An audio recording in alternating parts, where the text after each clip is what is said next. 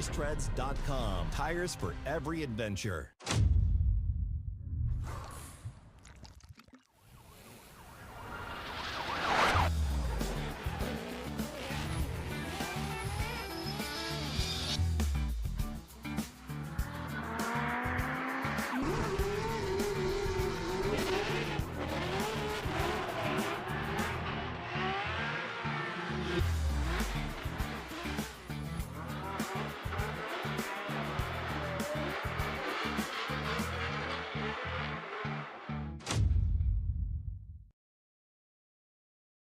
ECU, let's get it! We got the spiciest K-Series built. Supercharged Ford Eliminator engine. Oh, good old SR20. Blink Monsoon is so rowdy. Naturally aspirated, 1,000 horsepower, LS-based engine. And then we're gonna add nitrous on top of it. Running an S54 controlled by Link ECU. Link direct injection EcoBoost Fox body. I actually put an FA24 in it. B58, E46, Link ECU. No matter what engine you have, it's stock K24 or it's a 1,000-wheel 2J. Link ECU all day. Welcome back to the streets of Long Beach. Once again, here we are. Cars are staged, the flags are waving, the umbrellas are out, the track is hot, the wind is blowing, and the drivers are ready. He is Chris the Force for Bird! Force ring applying the pressure outside zone 3. Make some noise for Northern California zone, the beast from the Bay, Matt Field! Do that first outside zone. That Corvette slides. Oh!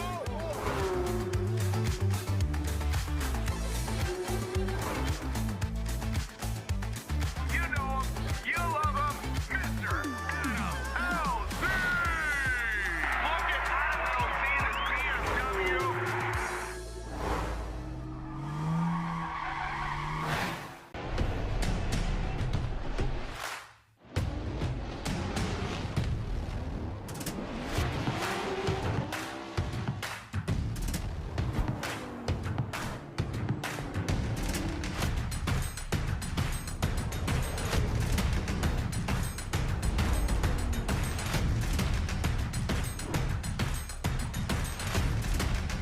GT Radio. Experience ultra high performance. Welcome to Taco Bell. What can I get started for you? I'd like a Cantina Chicken Bowl, please, and the Tropical Punch Rockstar Energy Refresca. Pull ahead to the pickup window and try not to leave a trail this time.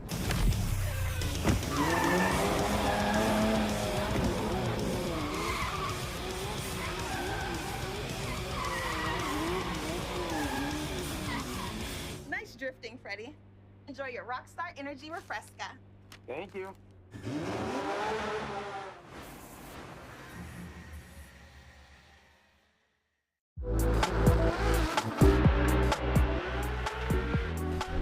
Every build tells a story. My street Supra needs to be smooth, reliable, and efficient. And when I need my competition Supra to perform, I rely on the best. Whether I'm running the canyons or managing my team, performance and efficiency can't be sacrificed. 2 builds, only 1 oil I trust. Enios, the original JDM motor oil.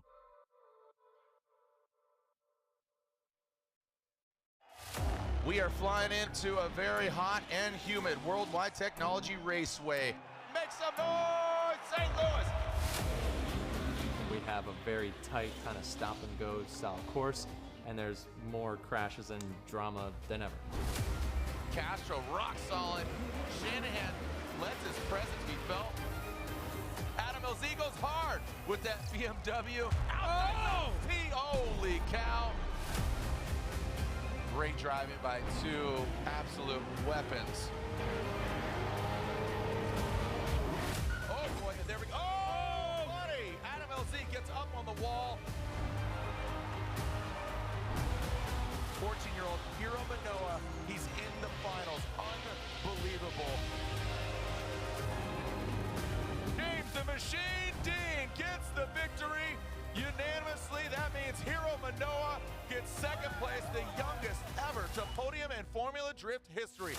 With all these young kids coming up, it's unbelievable. drifting is here to stay, that's for sure.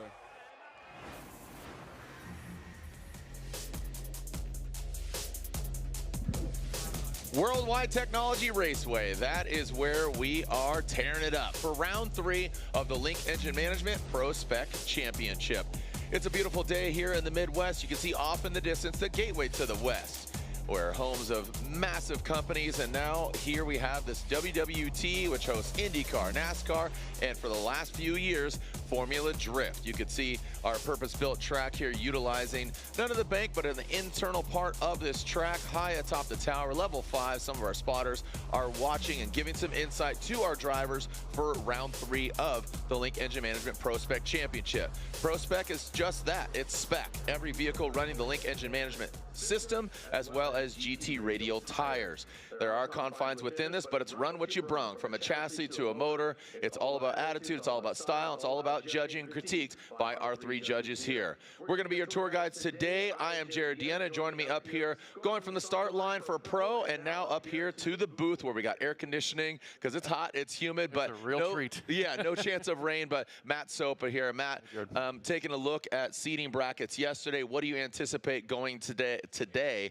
Last night we did see some wet conditions from pro, but ProSpec, they had absolutely dry conditions. Yeah, it looks like it's going to be the same story here. Yeah. And I was trying to squeak in earlier that I don't see a single battle here I'm not excited for. Okay. Like, coming from seating yesterday was an absolute blast, probably the best seating we've had all year for ProSpec. And looking at the top 32 here, it's going to be a bit of a heater, and we'll keep it that way with the rain staying away. Literally a heater at that. You know, how does that play a role? You know, you live in Arizona now, you're a Wisconsin boy, so you've kind of dealt with all of it. Yeah. But how does that play a role for the drivers? You know, if you're either acclimated to driving always in the wet or the dry, whether it's West Coast, but when the rain comes in, those guys that have had that experience in snow and rain really come to shine. But hopefully it'll stay dry for our duration tonight. So let's take a look at the top. You can see Cole Richards' #1 position. The 20 preceded driver is based off of the previous round of competition. Therefore, in Jersey, Cole Richards got that victory overall, even though Dmitriy Brutzkiy leads the pack as far as point standings in the Drivers' Championship. Again, Cole Richards sits in that #1 spot. Backfilled those 12 with that seating brackets. And as you said, some great battles. Alex Jagger, Carson Ruger, Amanda Sorenson, and Brian Wills. And I know Cameron Sorenson and Amanda Sorenson, brother and sister, the younger brother, going, you know, they could see battle in the finals. That would be absolutely amazing, a first of its kind. But there is quite a roadmap to get there to the finals.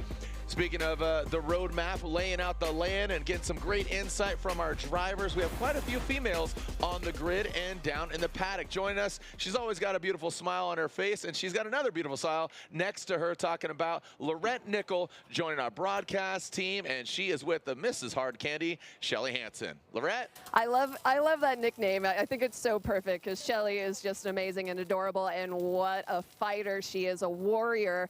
Man, you had an incredible round in New Jersey. We saw her on her side. Guys, they spent over 100 hours getting the car ready for battle here. What do you want to talk about with your crew?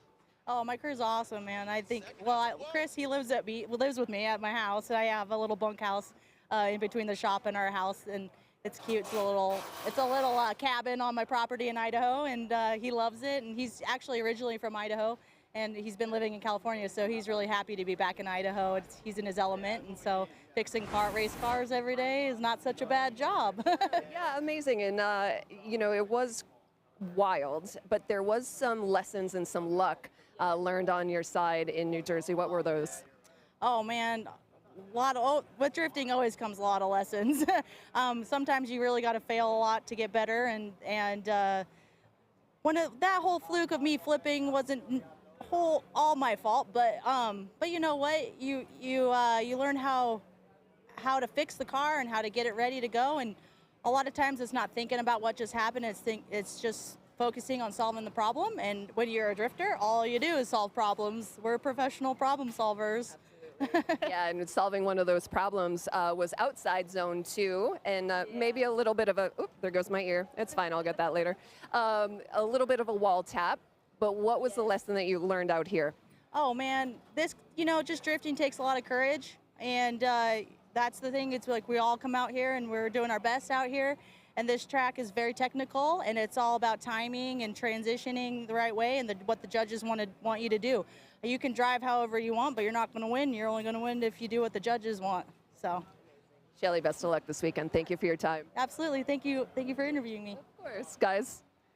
Thank you so much, Lorette, and some great insight there, some real gems, you know, some grains of sand that could become pearls. And is that Roger Rabbit and Benny the Cab on the back of her helmet? Jessica, I love that. Hey, love these fans out here enduring. Keep those towels wet from O'Reilly Auto Parts. We're raising the roof. I love that. Raising the umbrella in this instance. Didn't know Mary Poppins was in the building. This is round 3, one more round left of the ProSpec Championship, and I always talk about it, 4 rounds. You really got to bring it. Yesterday, when you win each round, you get 3 points. Today, when you win each round, you get 10 points. And it could come down to 1 point for a championship. How critical is it here? We're at the halfway point as we're about to begin round 3. Yeah, like we see some heavy hitters there in the like Davis in that seating, and you know he got some points there, but like you said, it can the weight of having a 4-round championship is so much more heavier than the 8. So seeding, we've added that this year to have that incentive, so that even if you get in the seeding or in the big show, you know, winning one battle, but you can get those points because you know you won't know when it might matter. Right, and I think there's a level of comfort, especially in ProSpec. You know, given in Pro yesterday, we had some drivers that aren't here, or drivers, unfortunately, like Daigo Saito, not making it over here due to some logistical problems with, you know, coming into the country. Right. You know, Ryan Literal not here as well. Unfortunately, his vehicle not making it. But overall, you know, you want to get in that top 20 to kind of exhale on those seeding bracket days. So a lot of the Pro and ProSpec drivers, 40 in particular, 20 on Pro, 20 on ProSpec, they're chilling as opposed to, oh, am I going to make it? Because ProSpec, you know, in Pro we had 11 drivers for 12 spots. So, but then ProSpec we had a full 16 fighting for 12 spots. So there's 4 drivers that are watching from the sideline. Yeah, unfortunately, that's just the way we have it laid out for them. Is we can take a look at our crew getting the paint dry here. So. Even though it's very humid here, so I'm sure that's why they're attacking that. So we have no issues with the cars. What did you see yesterday that could come into play, or places to focus on for the fans that are just tuning in, didn't see ProSpec? Because it's all outside zone 4. So we're going to walk you through it kind of, not dramatically, but just really elaborate once we get into the battles. But what are some points of contention or some things that the judges are focusing on that you heard in the drivers' meeting, even this morning? Well, they've always focused on accelerating after their transition, especially in this track, coming from outer zone 3 to 4. That timing is absolutely critical, and not only for your lead run, but the chase car to follow, because they're expecting you to do a certain thing at a certain point.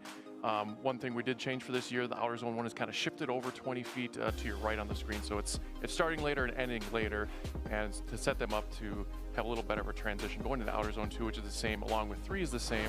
4 is truncated. The finish line is about 20 feet shorter, so they'll shut it down before the bank there. And that, yeah, exactly. That's a remedy too, so you don't slam up the transition. You don't, one, debead your tire, as well as, you know, like I said, they hold IndyCar here, they hold NASCAR here, and you can see how much evidence, you know, obviously some tire muscle being thrown down there on track, but it's, like you say, truncated there. Outside zone 4, I think that's going to come into play here. You know, they're all running on GT radials, a very capable tire, but given that they have 1 run and then 2 runs, so they are at their, not necessarily cords, but they are burning them down and utilizing them all the way to the max. So outside zone 4, I think, comes into play. But 1 and 4, this bookend is where it really comes into play. We saw Cameron Sorenson get into outside zone 1. It grabbed some of the other vehicles and drivers. They kind of just barely skirted and got away, kind of with just a little dusting. But that dirt could really play a role both in 1 and 4. Would you agree?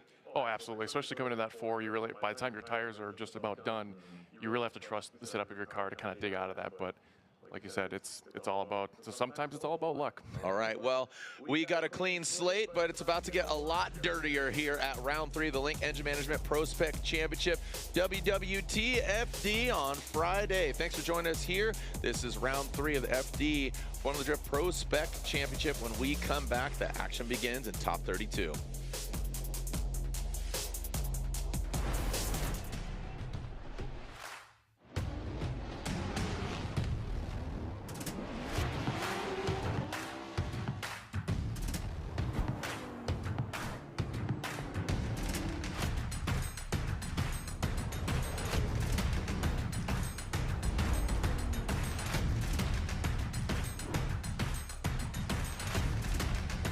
GT Radio.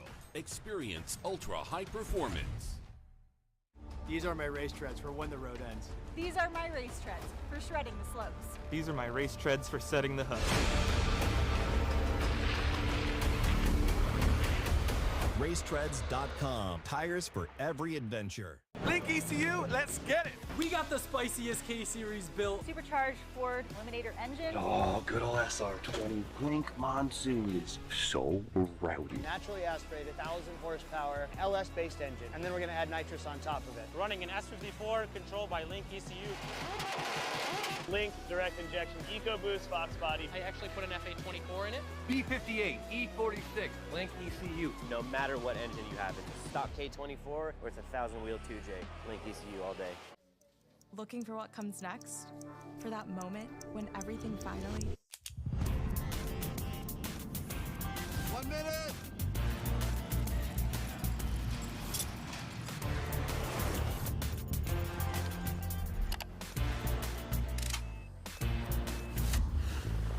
Whichever path you choose, it starts here.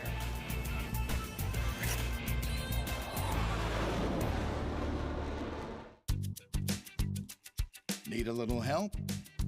We got help. Need some advice? We got advice.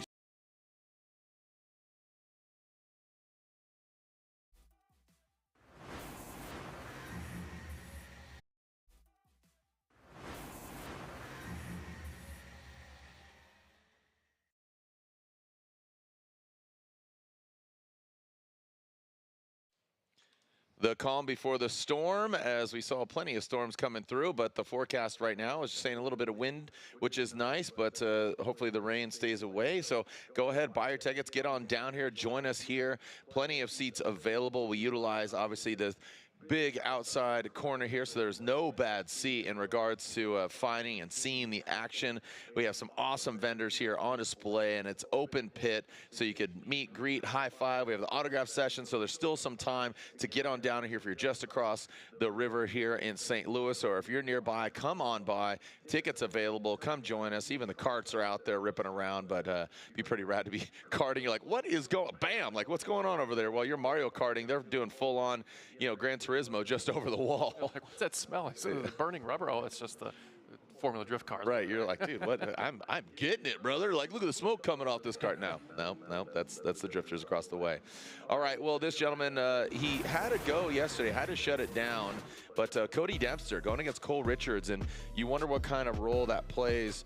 Cole having some practice and some runs. They had practice earlier today, but you know, having those runs in seating brackets, and then Cole Richards thinking dwelling, or does he have confidence coming into this round after such a dynamic victory in Jersey? Yeah, definitely. I think Dempster's had a little bit of he's probably a little shaken up with the mechanical stuff he had to go through with that Corvette, and but he does have a lap time over Richards in this, so Richards definitely has that advantage of, you know, carrying that confidence over. But you know, new track, new round. Let's get after it and see what these guys do. Let's go. Here we go. Cole Richards will be leading, again, getting the victory at the most recent round in New Jersey. The previous round here, Cody Dempster. Let's see what he can bring. Cody Dempster, great looking Corvette. Cole Richards and what was the FRS BRZ 86. Regardless, we know the chassis. Yeah, FRZ 1. There we go. Cole Richards will lead. Those lights extinguish, and looks like we got a clean start. Going to the outside zone 1. Cole Richards, good aggressive flick into it. Skirts right past that dirt. No problem for him. Cody Dempster, you see him get buried in the smoke, takes a tighter line, but Cole Richards fills all the outside zone 2, approaching a little bit of hiccup there, but massages it right into outside zone 3. Dempster definitely needs to catch up here into the outside zone 4. Justin Smash drops on in with the drone. Aaron with the Truth Serum, that's the big overhead. So we have two different drones that we're going to utilize. One kind of looks like a video game, looks really dynamic for the highlight reel, and you'll get those shots. We have utilized that for judgments. And then Aaron high, eye in the sky, as I call it, the Truth Serum. It's really telling of the angles in line. Yeah, you know, I like that kind of type of initiation from Richards here, and Dempster does a great job of keeping up with off Richards in that chase position, but falls a little short and behind here as Richards does a great job dragging the bumper on that wall in outer zone 2 and just rocket shipping out of there, even having a little left foot brake here. Dempster trying to make up some real estate as they go through outer zone 4, just checking all those boxes and then some, even double checking the boxes from Richards here in the lead position. As Dempster, you can see this is where it kind of fell apart. Got lost in the smoke, cut the corner, got it in front of the pocket in that chase position, but Richards acting like he's not even there, just doing almost like a non-judge lead lap. But we are judging this run here as they get through outer zone 4, and Dempster doing all he can in that Corvette. They're battling engine issues. I got a message from Derek Madison, his, I guess I could call him crew chief there for Dempster. They had, I think, 6 PSI of engine oil pressure, so they had to battle that last night. So let's give Dempster the clean air and see what he can do with that. All right, so Dempster's out front. He had those mistakes. He knew he was going against. Cole Richards has that momentum. I talked about that. Will it hurt him? No, obviously not, but you know, the real battle is won here in the chase position. That's going to show the driving prowess. And just as I say that, Cole Richards brings it on in. Dempster goes wide, that back left. Looked like he's running definitely some low tire pressure and bringing on in that last outside zone. Cole Richards and Dempster swings it across. That yellow line is the finish line, right? You talk about that truncated outside zone 4. So basically drift across that finish line. We don't want them to come unwound, have an accident, get some contact there, Dempster. And they are asked to go all the way around the cone. Let's look at it again. Yeah, I think I like Dempster's lead run, but I just don't think it was enough to kind of trump Richards' lead run as we get in there. But look at that diving in by Richards, right in the pocket there, and it kind of almost, I don't say he did not push Dempster too wide, but he just kind of put the car in the wrong place. Had to make some corrections there to keep filling out that zone, and kind of lost a little bit of momentum there as he went into outer zone 4. Richards all the way there, good adaptation from Richards in that chase position. So hats off to both gentlemen here, but I think I know which way the needle is waving, but look at the pressure you're talking about. How low these tires are. That is low, dude. A 35 series tire is got such a short sidewall as it is. So once you get down into whatever digits, so here we go. Called it. Cole Richards gets the win, and I got to tell you, that transition from 1 to 2 in that chase position by Cole Richards, he did compromise a little bit of the angle and in the pocket, but I liked the proximity. He still mimicked the angle, but he was a little exceeding kind of there. But you talk about we're scrutinizing. Well, they are scrutinizing. Talking about the judges. Vernon Zvanveld coming back and join us. This gentleman judges everything, including me. And also Brian Egger and Reese Marin. They are with us the entirety of the season. So Brian and Reese, the entire season. Most recently, Reese Marin, congratulations to him for getting the top of the box at the U.S. Drift Street League competition. So go on record as having a record, the first ever Formula Drift judge, winning an event while concurrently judging the series. So hats off to Reese Marin. All right, so here we go. Moving on to our next battle. Cole Richards advances into the top 16. Remember, we do have a halftime break between 32 and 16, but right now we are advancing on with like a boss, Alan Boss, and he's only human. More human than human. More human than anybody else here. Hooman Rahimi. All right, there we go. Bring it on in the Yeet Fleet. His mom in his ear. His mom is actually his spotter. Let's see what kind of insight she's given him as we see that Nissan 350Z. You can't miss that. Or Nissan 370Z, excuse me. And then the Z up front. So it's all Z battle now coming this last outside zone. The boss brings it on in. Pretty straightforward. No contact there between the drivers or the wall. Let's take a look at it again. It was kind of gathering my thoughts just looking at that happen just like that. Yeah, I liked, I think we'll see it from the other viewpoint here, Jared, where that outer zone 4, he really flicked it in like what we want to see, but it just kind of happened too fast and kind of stifled. But let's check out the first run here between Rahimi and Boss. Kind of a straight up initiation from Boss. Rahimi kind of right there as well as they fill out outer zone 1. Rahimi did a great job of transitioning here. Could have been a little more aggressive in that chase position. Boss did a great job of putting the car in there fairly smoothly. Could have had a little more angle here. Does pour a little bit into it. Rahimi setting himself up for a good transition here as Boss swings it a little too hard. The car grips up and pulls out of outer zone 4 just a little bit early. And Rahimi's still in the fight there as we take another look at this from Justin Smashes. Boss throws that into outer zone 2. Rahimi right there does make a little bit of a correction, pulls back, doesn't do much to gain proximity besides cheating the line there just a little bit. Great mimic there in the transition. You can see that angle almost perpendicular to the course as Boss kind of comes up short out of outer zone 4. So let's get that twin turbo LS 370Z in the front. Yeah, to see what he's got. It's really cool to see Hooman. He's always got a great attitude, and just seeing him at LS Fest back in the day, Progress, Pro-Am, ProSpec, you know, it just always has a really good attitude. And he's just leveled up over the years. Yeah. Here we go. Hooman Rahimi gets in that dirt. Oh, and Boss, Hooman Rahimi hangs it out quite a bit, and that's going to impede on that chase car. I don't think there was contact. Was there contact? Looked like there's some debris ready to fall off the front right of that bumper of Alan Boss, so we'll have to take it up. He got into the dirt heavy, and Hooman might have thrown some dirt at him, but this is the responsibility of that lead driver, setting precedence in Long Beach at round 1 in April for the pro, and then inevitably the pro spec. Yeah, you see that back right corner there. Let's take a look here as the Rooster shows up, but breakfast was quite a bit ago. Rahimi was playing with the dirt just a little bit. Boss definitely full in there. You can see the contact, and he's pushing 1-2. Can't do that in chase position. That was just too much, too fast. So without getting the official word here, it looked like Boss will be at fault of that. But don't jump to conclusions here, because how much did Rahimi slow down? For Boss is being aggressive, yes. Hooman got in. There's contact. I'm just saying. Hey, don't jump to conclusions, because one, you have the judges over here and they're listening to you, so you're not supposed to do that. So that's why I'm saying that. So I'm just saying you can't do that, because they're right in the same room. So Hooman Rahimi goes in, and you can see, you know, obviously. You can see, I'm just going to do this, as Hooman Rahimi, and wonder exactly what's going on. So again, taking a look at that, you saw Hooman get into the dirt, and just further expanding on what you were talking about, Boss did come in very hot, but did Hooman impede on that? That is TBD, because here we are. Hooman Rahimi gets 1 and a 2 and a 3 votes there. So would love to talk to the judges here. Reese, if we can throw on your headset, I know you speak on behalf of all of them. You can see Max. So Hooman Rahimi gets the victory. You can see Alan Boss. Again, he came in hot. Hooman did this. Bing, bong, boom. And Reese, going to you, buddy. Yeah, going into outside zone 1, we were paying close attention to Alan Boss as he was sweeping through in the chase. You can see as he was getting, as they were both reaching the end of outside zone 1, you can see he just kind of gets into him, rotates him in, and we ended up putting the blame on Alan Boss there. So Hooman gets the win. Okay. All right. Thank you so much. So again, just, you know, want to expand upon that, and obviously state the facts here, taking a look at that Air Force replay. And do you agree with that call? Oh, yeah.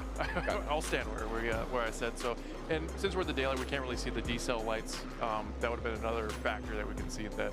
But just visually, it looked like Rahimi was carrying his momentum out of outer zone 1. Yeah. No, I absolutely agree, and you could see Alan Boss just coming in hot. Hooman, he did flirt with the dirtin', but I will tell you that, you know, he wasn't in as deep as Alan Boss. So, you know, and that's where it comes down to, you know, the eye in the sky, talking about the spotters, that, you know, they're watching in practice, they're seeing what kind of line, what's their approach, how are they initiating, how are they transitioning, is it late, is it early, is it fluid? You know, the judges are requesting them to, in the transition, scrub some speed as opposed to hitting that brakes, hitting that handbrake to cause it to slide out. And, you know, just the car manipulation, how they navigate their vehicle into the certain outside zones, because that's all it is here, 4 outside zones. Fill those things with that back bumper. Moving on to our next battle, that is not Corey Talaska, is it? Nope, no, that is Colette Davis and Adam Heishman. Colette Davis and Adam Heishman. So yeah, we got Max going to do a little on start line repair there. Some zip ties on that pony of Adam Heishman before we get these guys off. Blinker fluid looked a little low. I was going to say something, but I'm glad Max is on the case. That was a joke for those that think I'm serious. Yep. Race cars have blinkers. Yeah. You just throw them on. The BMW stays on for quite a bit longer. Or not at all. Or not at all.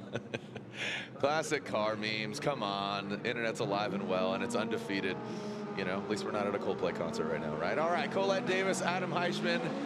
Colette Davis will be leading in this Fitment Industries BMW. Great looking vehicle and livery. And Heishman, that Maryland Motor Works Mustang, coming to the second outside zone. Good transition by Colette Davis. Want to see that eye in the sky. Colette coming down the outside zone 3. Good fluid. You see those bright white wheels. Minimal, if at all, any corrections. Now outside zone 4, bring it on in. And that's a wrap on run 1 with Colette out front. Yeah, it looked like Adam Heishman got a little gap at the start there, but he slowly reeled it in. So good on him, and Colette doing a good job of checking the boxes in the lead position. Let's take another look. As they get out of the chicane there, you can see the gap that a few cars as Heishman pulls a little angle to get that proximity as Colette's full in zone 1, and a good transition there from Heishman. Sticks with it, stays in the pocket for the most part, and stays there through outer zone 3 as Colette could have used a little more angle there. I feel like with the lack of smoke there, little hesitant going into outer zone 4. You can see that as it wasn't fully filled to that cone, as Heishman was staying there pretty much the whole time after outer zone 1 and that great transition he had in that chase position. Second look here. Outer zone 1, you can see Heishman sacrificing the line, but he does a great job mimicking that transition and staying in that pocket. Really good job. You see his temperament there, wheeling the Mustang, as Colette does a great job of here, filling up outer zone 3, and you can kind of see that little hesitation, handbrake pull into the start of outer zone 4, but does fill up it up for the most part, and no contact, so let's give that pony the clean air. I just got to put it out there. You know, here I am calling the run, but getting all those different angles, it really does highlight it. So I'm reacting to the live run, and having that luxury of looking at the different angles, it really helps the judges, you, me, and elaborate on what is expected from the judge. Oh, Colette comes up short. Looks like the car grips up and shoots in on the inside. Heishman does continue on. He fills that outside zone 1. Looks like he clutch kicks that thing back into outside zone 2 and is fluid into outside zone 3. You can see Colette Davis with good proximity now as we're riding on the drone here. Coming outside zone 4. Heishman swings wide, gets in the dirt. Now 3 tires off would be an incomplete. That looked like it was 2, but again, all those different angles from, you know, the cameras on the ground, the first person, you know, the Justin Smash kind of angle, looking more video game, and then the truth serum is just the locked and loaded kind of overhead static. Yeah, they were a little closer on the run-up, but she had a little fairy launch there, a couple handbrakes to kind of get back in the picture here. Did what she had to do. Heishman doing a good job. Kind of started that outer zone 2 just a little early, but it does carry through into outer zone 3 as Colette's trying to do the best she can to gain that real estate as she left foot brakes, and Heishman just swung it a little too far, getting part of that grass. That's not quite 3. We'll take another look at that as we get back into outer zone 3 here. As you can see, Colette trying to chase down Heishman, and then as he puts on some left foot braking. Good transition by both parties, but you can see Heishman getting there's 1, 2, and maybe if we can get another shot of the front. I'm not sure if we were able to, but it didn't look like the front right tire. That would have been the 3rd tire to make it an incomplete. So let's see. He was definitely getting aggressive. And that's exactly what I was talking about. That outside zone 4. Yeah. On that second run, Heishman going for it, and I'm just gonna say it's gonna come into play. That little hump, that bump on that wall when they transition from 3 to 4, it plays a role. It's right there, and it comes at you quicker because you know you're diving into that little pocket. But let's take a look at the overhead. Yeah, as far as like deficits go, Jared, I think that at the beginning of Colette's, it wasn't probably as much as that deficit as Heishman's was in outer zone 4, but very similar runs here.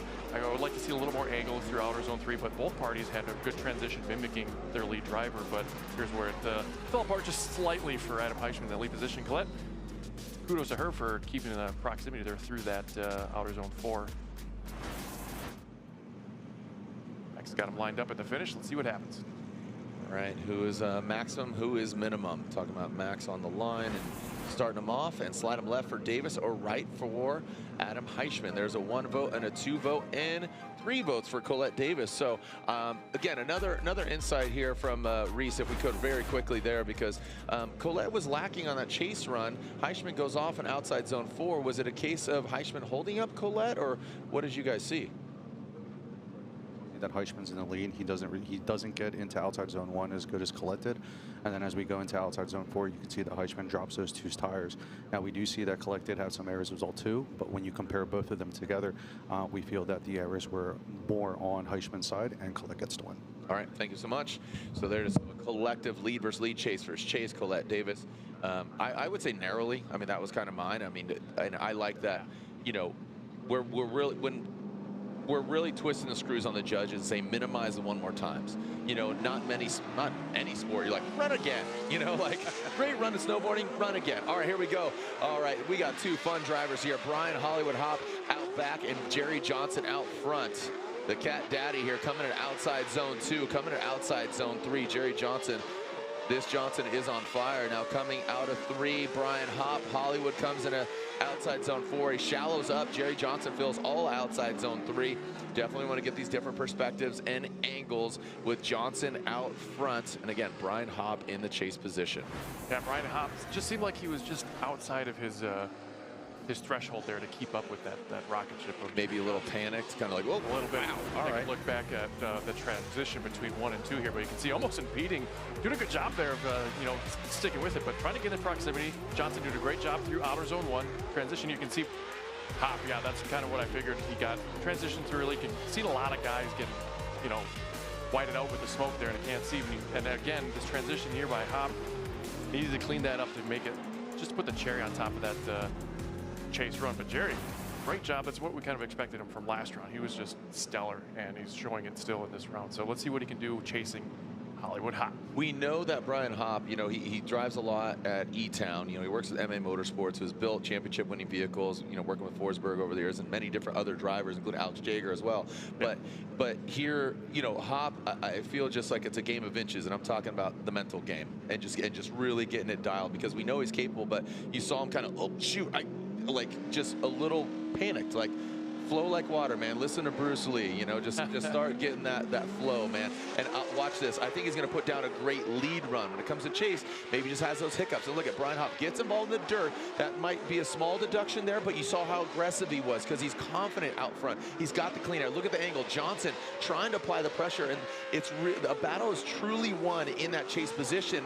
And Jerry he's doing a good job, not a great job, because look at, he shuts it down there. So again, this is very comparable to the other run, Hop in that chase position. So want to pan out, get that perspective, see what's going on there. But Hop did those kind of exciting things that the judges are looking for. But that chase position, that is where the battle's won or lost. I think once we look at this, we might not agree on Hop's lead run. I feel like Power Zone 1, he's dropping that tire, getting a little wild here. Jerry did a good job here. He does get a piece of that rumble strip. It kind of falls apart here. You can see it. There's the momentum lost there. Messed up Jerry. He's trying to make up the ground because he probably feels like, oh, that was my fault. And then Hop kind of grips up there, pulls out a little earlier than Jerry did in his lead position. And I don't know what happened with Jerry there in that Hour Zone 4, but let's take another look. He just smashes Lanz as we go through. You can see that car getting a little upset with the berm. And right here, looked like he might have dropped the tire there. Left foot brake too much, but you can see the momentum was lost there. And that's a big deficit. We're talking about Jerry. Oh, I'm talking about Hop. Oh, okay. Yeah, Hop. That's one of the things that the judges, I feel, looking at. They're really weighing the lead driver to put on a good canvas for the chase driver to paint their run on. And Hop, I feel like, had a little dirtier canvas to start with than Jerry gave Hop. Yeah, and I totally agree with you. I just think bringing that and dipping a toe as opposed to full-on jumping in, you know, head first, Hop did drop the tire, and I'm not taking that away. I think it's a deduction by comparison to what Jerry did out front. But this is, like I said, I'm more focusing on the chase run because Hop did have some major mistakes here. Johnson did this. So overall, those boys definitely have something to learn. And look at this. And this is here. And this is exemplary of what our discussion we just had. Yeah. So one judge going with Hop, one judge going with Johnson, and one judge going one more time. So what does that equate to? That's a one more time. And that's it. So that for me is telling that one judge is leaning more towards this, one judge leaning toward that. Overall, it's a one more time. So let's throw it down to Lorette Nickel, who's with the driver. Dude, some momentum from Jersey here to St. Louis. Tell him congratulations from the box. I sure will. And I mentioned New Jersey to him, and he said, well, New Jersey's in the past. He's looking towards the future here in St. Louis. And Cole, this track is actually pretty tricky. So how do you link it from the beginning to the end, from outside zone 1 to outside zone 4? Yeah, I mean, the whole track is very technical, and it's probably one of my most favorite tracks to drive. But as soon as you mess up OZ1 or even OZ2, the rest of the run is just toast. And it's crucial to get OZ1 down, and then OZ2, and then OZ3, and so on. And if you can't get the first 2 zones down at least, then the rest of the run is just ruined, basically.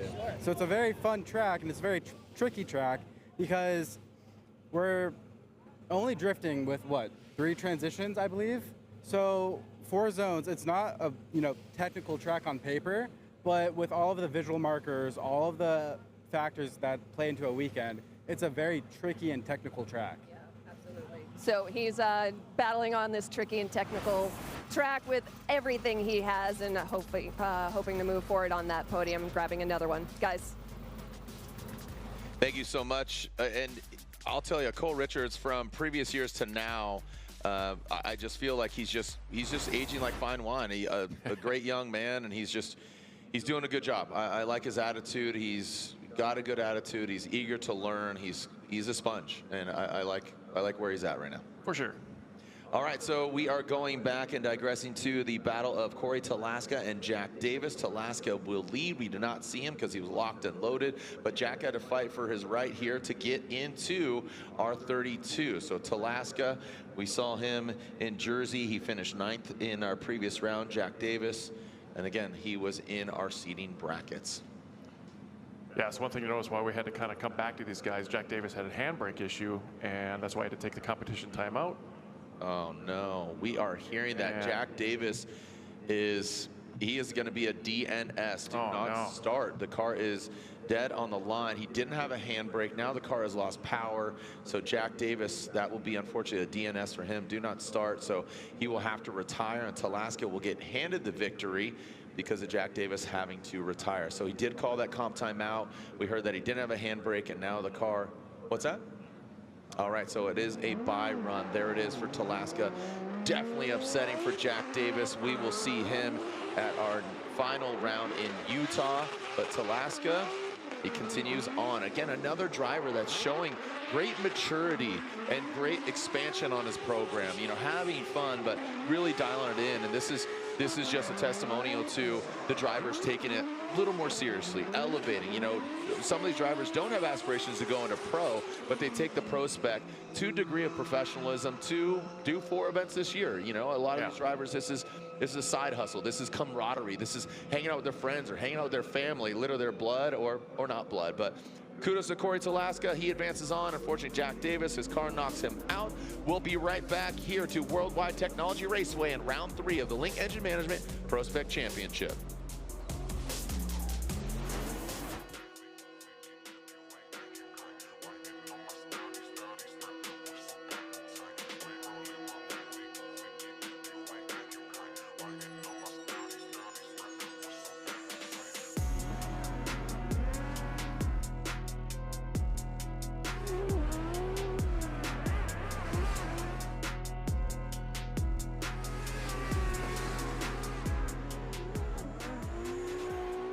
Link ECU, let's get it. We got the spiciest K-Series built. Supercharged Ford Eliminator engine. Oh, good old SR20 Blink Monsoon is so rowdy. Naturally aspirated, 1,000 horsepower, LS-based engine, and then we're going to add nitrous on top of it. Running an S54 controlled by Link ECU.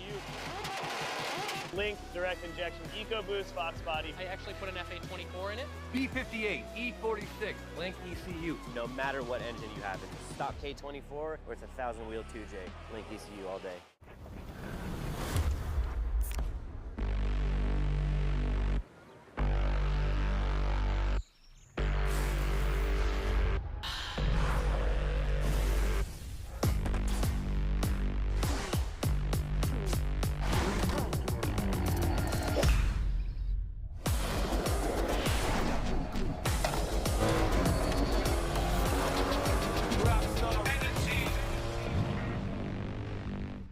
These are my race treads for going the distance.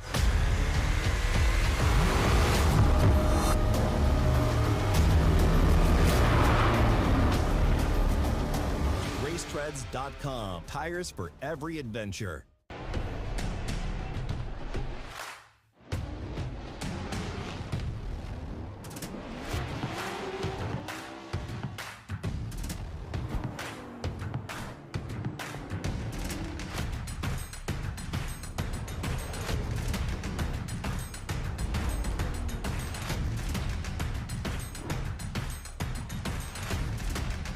GT Radio.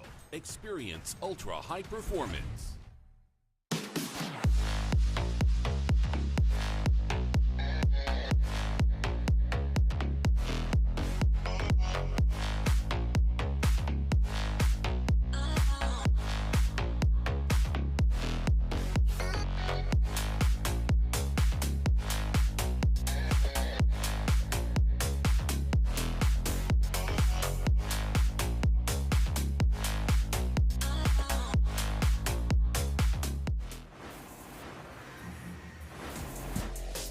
Moving right along here in our top 32, you are joining us live at Worldwide Technology Raceway. We are our quarter way through our top 32, and we are to see, it looks like Nick Jimenez and Louis Lanz. So Lanz is making his way out of the burnout box. Nick Jimenez is out of the Z. A lot of these guys from Middle America, like Oklahoma, just all across the country. So it's cool to see just drivers come from Oklahoma, just all across the country. So it's cool to see just drivers come from all over. Yeah, I feel like some of the guys that live in the winter climates have an advantage because we'd always just mess around in the winter with our trucks, and then you have that off-season training. Yeah, and sorry, real quick, just I say Jimenez is from him and his lady, but originally from Hollister, so just AKA, we're just also just so you know. So Lewis Lanz there, okay. All right, so it looks like Jimenez will lead and Lanz giving chase. Lewis, you could see him coming on in that Corvette, but Jimenez, there we go, talking that dirt. So see, he hit the dirt, but the car got disrupted. Right. That's very different from what we saw previously with Brian Hopp. Now in that second outside zone, Lewis giving Jimenez a little bit of room. Now coming into outside zone for Jimenez, you saw that quick, that transition there, almost just a minimal straightening, just for a split second there, transitioning into outside zone 4 by Jimenez. Didn't look like it impeded on Lanz, and Lanz, you need to go the top side of that cone there. Definitely don't want to go head on. Let's take a look at it again. Yeah, absolutely, Jared. I like the proximity here off the start. Lewis Lanz attack here, but we can see that dirt drop disrupting that Z out front. You can see Lewis Lanz making an adjustment there. He does a good job of keeping that composure and transition through outer zone 2 and keeping the proximity against the lead driver of Nick Jimenez. You can see this left foot braking from Jimenez and kind of breaking there into the outer zone 4, so gave Lewis Lanz a little bit of opportunity to kind of catch up there at the end of the course. Taking a look at the chase drone, you can see that correction there and the disruption of that dirt as Jimenez goes through outer zone 2. And Lewis Lanz doing a great job here, keeping his composure in his sophomore year here at PROSPEC, and Jimenez a freshman himself as they go into outer zone 4. Great proximity there. Both kind of went in a little bit hot. I didn't quite see that jiffy of a hesitation from Jimenez, but it was a good run. Yeah, it was just a very quick, just a small kind of bleed in the line there for Jimenez. But now Lewis Lanz out front, like you said, sophomore season, gaining that maturity as they talked about some of the other drivers, and Lanz is in that camp. And we'll see if Jimenez can strap that back bumper on. Fortunately, he's in the chase position, so it won't become a factor as far as impeding in Lanz, because we talk about, hood, door, latch, anything latchable or affixed originally if it impedes on that chase driver. But again, Jimenez is out back, so it won't be an issue here. Right. Lanz on the start line, ready to lead with that clean air. We'll see how he manages these 4 outside zones. Ripping and ripping out of that start chicane. Lanz takes him to Gappleby's. Jimenez shuts it down. Or is that a restart? That must have been a restart. Cone hit. Cone was hit. Thank you so much. I missed it. Yeah, I should. I don't know if we should send you back down there, man. No, that's. I'll be better. No, you're on it. It's all good. No, I appreciate what you do, Matt Sopa. Your insights definitely valuable and appreciated up here. You drive as well in Arizona. You manufacture some parts, and your company's name again? Make It Modular. Make It Modular. Thank you. A lot of the track staff, including the fridge, Max, drivers, drifters, doing it for the love of the game. So it's great for you guys to be up close and personal and contribute to the Formula J family. Thank you, Matt. Oh, of course. Here we go. Lewis Lanz out front through that start chicane. Nick Jimenez chasing him down. Let's see if he can go tip to tail in that first outside zone. Lanz brings it on in. Jimenez comes up short, now approaching and transitioning that outside zone 2. And looks like Jimenez does get that proximity. And just inching closer, outside zone 3 goes Lanz, and now approaching transition outside zone 4. Lanz, man, aggressive on that line, and then brings it on in. Great job by Lanz, and Jimenez drops into formation, but that was definitely an exclamation point and risking it there. He really tied the knot on the end of that run. That was sick. It's kind of that advantage you're talking about, the tire life, being able to go in there as the lead driver with fresh tires. So look at here, as Jimenez kind of a failure to launch, absent in the outer zone 1, does a decent job of mimicking the transition and getting back in his chase lane, as Lanz does a great job here, kind of massaging without disrupting the car, looking like a lot of wavering as he sets himself up for outer zone 4. Jimenez still kind of struggling to gain some real estate on Lanz as he does a great job pouring the angle through that outer zone 4. Now, let's see what the judges have to say about that as we sit and wait. Okay, slide him left for Louis Lanz. Congratulations. A great effort by Jimenez. We'll see him in Utah. But Lanz, like we said, that was a great outside zone 4. I think that really just solidified the deal. What have you done for me lately? Here, I'll show you. This is what I've done. All right, let's throw it back down to Lorette Nickel. Lorette?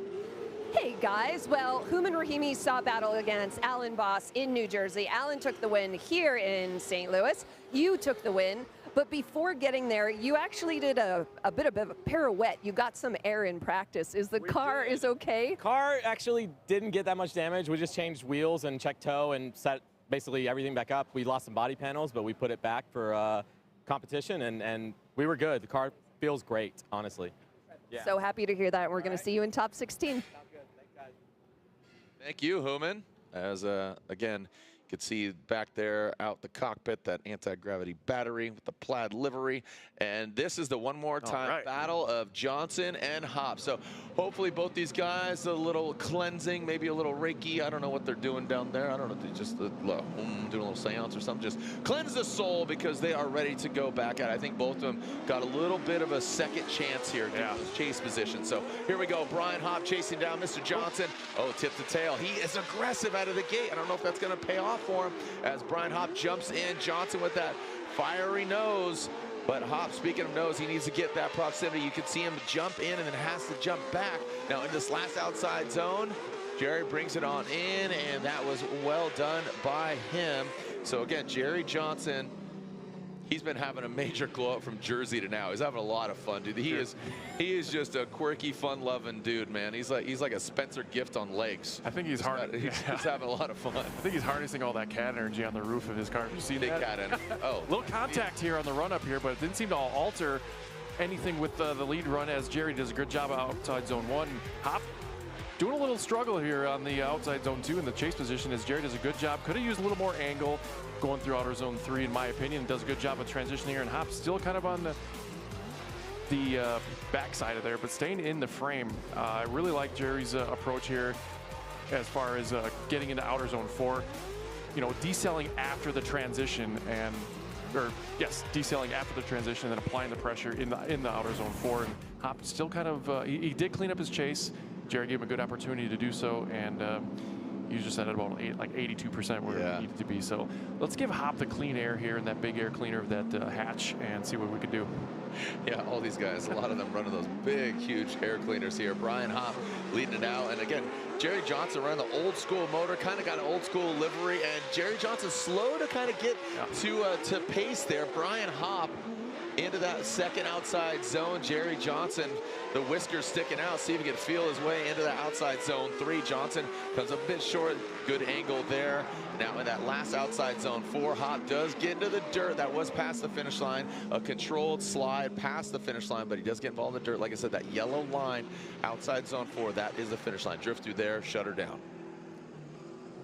Yeah, I think they both had kind of new life here, Jared, and it kind of they shook off the nerves here, and I don't know what happened with Jerry. He seems to have like a high horsepower machine there, but he didn't utilize it on the run up here as they does a little wavering there in the chase position, kind of hesitant getting in that pocket, but he does make it up for in the second half as Hop does a good job rounding out outer zone 2. Both companies in the lead could have used a little more angle and aggression here as they get the momentum going into outer zone 4.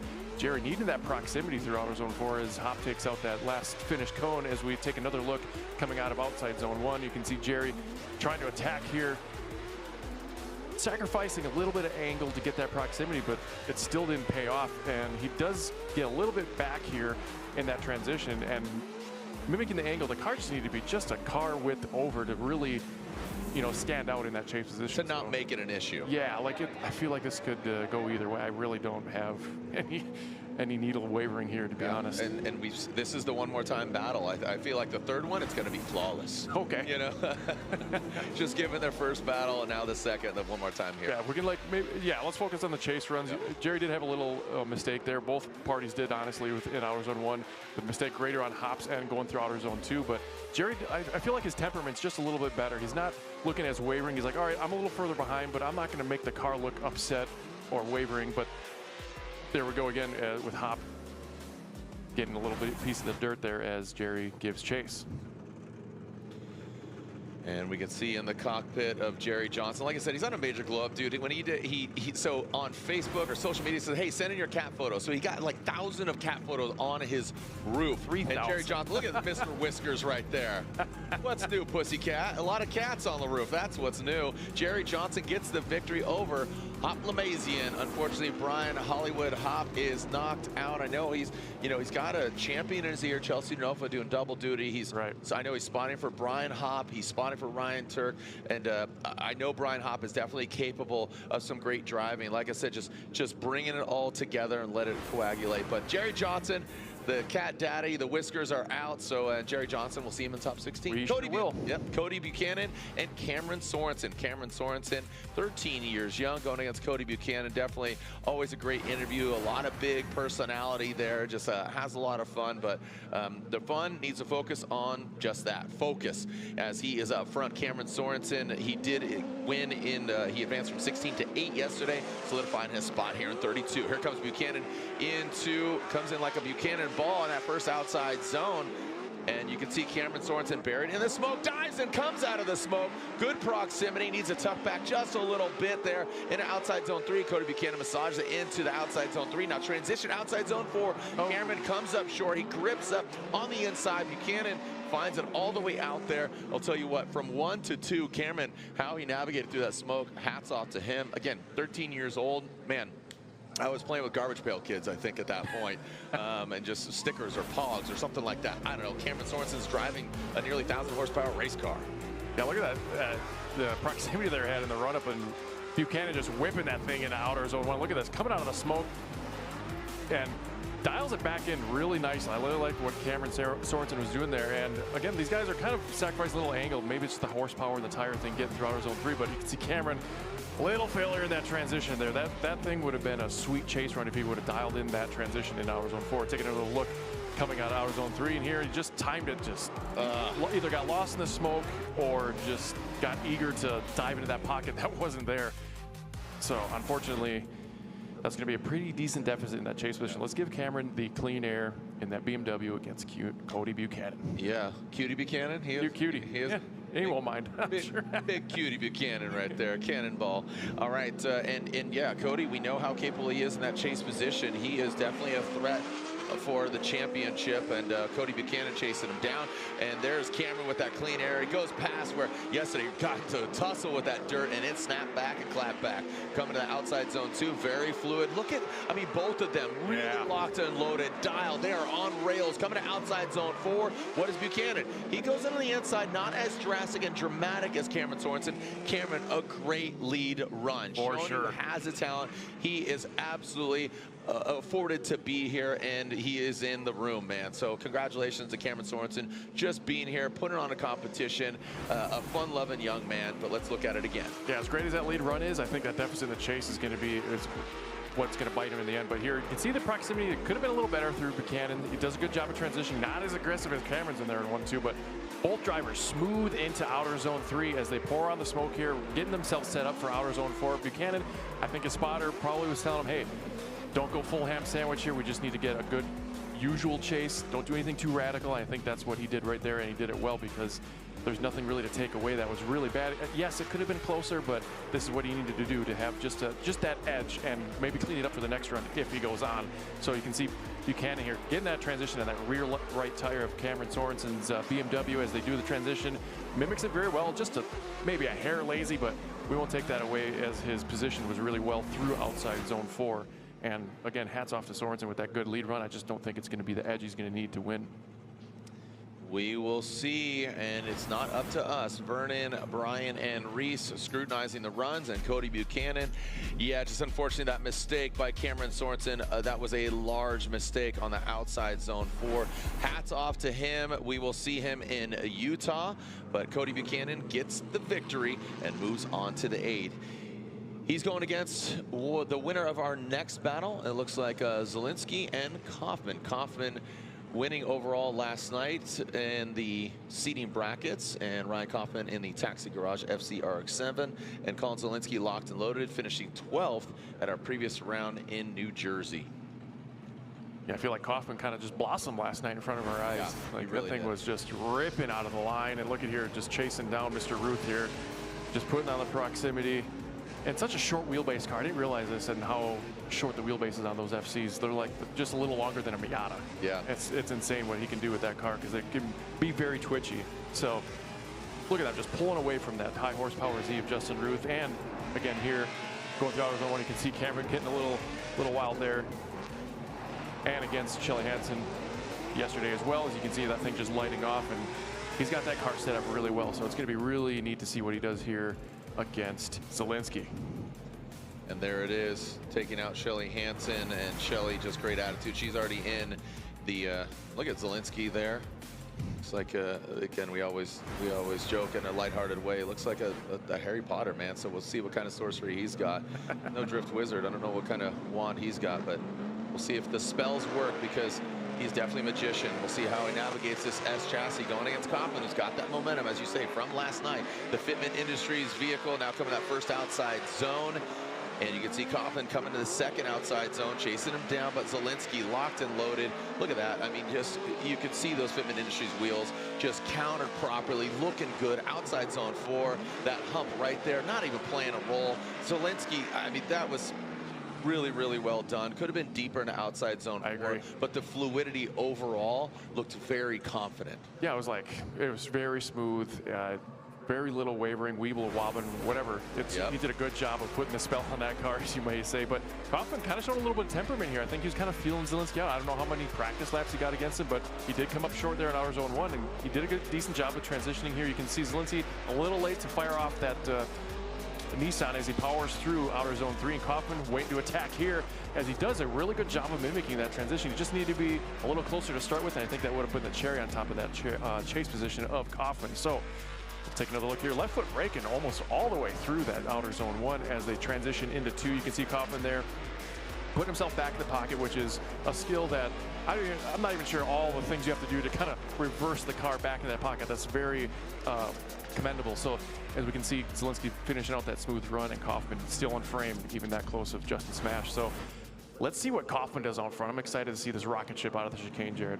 And like you said, I think it's just the tolerances. Like Kaufman had it right there. Just you know, just one more little notch on the belt. Here we go. Now Kaufman's got the clean air. He's out front of the FCRX7 as the bumper waves in the wind. Zolinsky drops into formation, and you can see that confidence. And just after that, Zolinsky rotates after a phenomenal lead run. If Kaufman continues on with the course, that is going to wildly outweigh the spin of Zolinsky. And Kaufman completes it. What an upset here. Zolinsky in the Fitment Industries S chassis rotates, spins on the transition from 1 to 2. The confidence was in his corner, but unfortunately he spins and he gets dried and gets hung out to dry. Unfortunately for Zolinsky, he will knock himself out. And Kaufman, he will get handed the victory because, you know, great driving by Kaufman, but Zolinsky, unfortunately, here you go, bud. Yeah, I'm not sure. Yeah, it's just truly unfortunate. He was setting himself up. Just maybe unwound. Yeah, without talking to him, there's really not much to ascertain there besides the car just snapped oversteer on him, and that was it. So you can see him kind of wheeling and dealing there in outer zone 2. He's trying to time that transition and maybe not come out fourth, but the car just gripped up and spun him right around, and Kaufman's on his way to the victory. And waiting for the verdict, but you have to assume. And let's make it official. Slide him left for Zolinsky or right for the Taxi Garage FCRX7. Ryan Kaufman gets the victory. Congratulations to Kaufman. I'm gutted for Zolinsky, but let's throw down to Lorette Nickel with another female who is in the mix. She's in the mix, and the team and herself have done amazing things in 10 days. From New Jersey, when you were up on the wall, Colette, tell us the story of that to getting here today in St. Louis. Honestly, the past couple weeks have been a complete blur, but we basically went from finding a chassis in the swamp to testing FD Spec ready car in about 10 days. So I can't thank my incredible team enough, and all of our friends and partners that have come on board to help make this possible. This is absolutely insane, and we just turned a setback into a massive level up, and I'm just so happy to be here. We're so happy you're here too. We'll see you in top 16. Guys. Thank you so much, Lorette. Congrats, Colette Davis. She's a busy gal. Did she say she got the motor from a swamp? No, the roller, the chassis was from a swamp. Oh, like the motor? All right, that's a weird one. Yeah, we used a fan boat. You know, those like, I'm just imagining. The airboat? The airboat, thank you. Yeah, just like that. Looking for the gators. Yeah, and Fitment Industries has been documenting her and Zolinsky's tales. So there it is, thumbs up. She took a hard hit. She, you know, did that 50-50 wall ride there in Jersey on that last outside zone. But we're officially halfway through our 32. It's a Chen out of Chen. We'll see if he lives up to that nickname versus DJ Stubstad. You talked about this yesterday in closing, and this should be a fun one. Nate Chen talking about that rising occasion. Stubstad, definitely a wild card. Now coming into his first outside zone, you can see Chen fixated, eyes on the prize. Stubstad, you can see him kind of stabbing back and forth, and now it looks like he found the sweet spot coming to outside zone 3 as Cole Richards, you know, only pretty much 3 transitions here. Can now transition that last outside zone. Chen puts it exactly where it needs to be. Talking about, you know, the professionalism and rising to the occasion, I feel like Chen is having more fun than previous years, and this is almost like a Frederick Osbo, where Osbo serious, does that. And starting the season, Osbo, that seems to be his mindset. Having fun, feeling, going with the flow versus so tense. Chen, he's a party, man. Yeah, DJ did it. I mean, that rocket ship, Nate Chen's vehicle is set up, and he does a waver a bit in the chase position here. Stubstad tries to make up for it as Chen does a great job. Smooth transition car. You can see hardly any inputs in the car as they get through outer zone 3. Stubstad doing his best to stay in the fight here as they get through outer zone 3. And he did that proximity against that Chen, because that Chen, you know, is going to put on one heck of a chase if he's allowed to by Stubstad. So let's turn it, reverse it, give Stubstad that clean air in the Z and see what happens. Chen finishing second in New Jersey. That's why he's in this position, and I think that's a real confidence builder, a testimonial to his progression as a driver, all the things, having fun, doing events like Drift Appalachia. He's doing, you know, the gambler events at E-Town and Englishtown. He's getting a lot of seat time. He's having, you know, his program being elevated, but like I said, concurrently, just has a good, fun-loving attitude. I think that really complements, you know, his seriousness and lighthearted fun. All right, so Stubstad out front fills that first outside zone, and like I said, it is really going to be one from that chase position. Chen does not fill all outside zone 2, but you like the proximity, you like the aggression, and again, compare that leaders lead, chasers chase, outside zone 4, Chen risks it, drops in, and that was, again, that's really going to solidify. That is that X factor and showing you the confidence and that prowess, just dropping it on into outside zone 4. Gave me chills, because that could have easily spun and rotated, because how much tire is left. Exactly, Jared. We'll talk about that tire management a bit here as we look at Stubstad's lead against Chen here. You can see he's even left foot braking there, but he set himself up pretty decent for the rest of the run. You know, as far as Stubstad, very little wavering here, but Chen, a little proximity gain over Stubstad's chase, but you can see him just ready to attack here. He waits, boom, right there, almost over rotates, betters the angle from Stubstad, and pulls it better. Yeah, dude. Yeah, you can see left foot braking, but I really like Chen's temperament here. You know, he's been in a few years here in PROSPEC, but you can see him just kind of slowly reeling it here, and you can see, also look at the proximity here right before he just waits to get down that right side. Boom! Perfect positioning there, and trusting the car that had enough grip in the tires and the suspension to just pull that maneuver off, because when you lead first, the tires usually don't have as much tread or life as if you were to chase first. You know what I mean? So awesome run by both gentlemen here. Let's see what happens. Here we go. Slide him left for Nate Chen. That's an easy one for me. Stubstad, you can see him giving us flowers, but Nate Chen earning a little ka-chow from Lightning McSopa over here.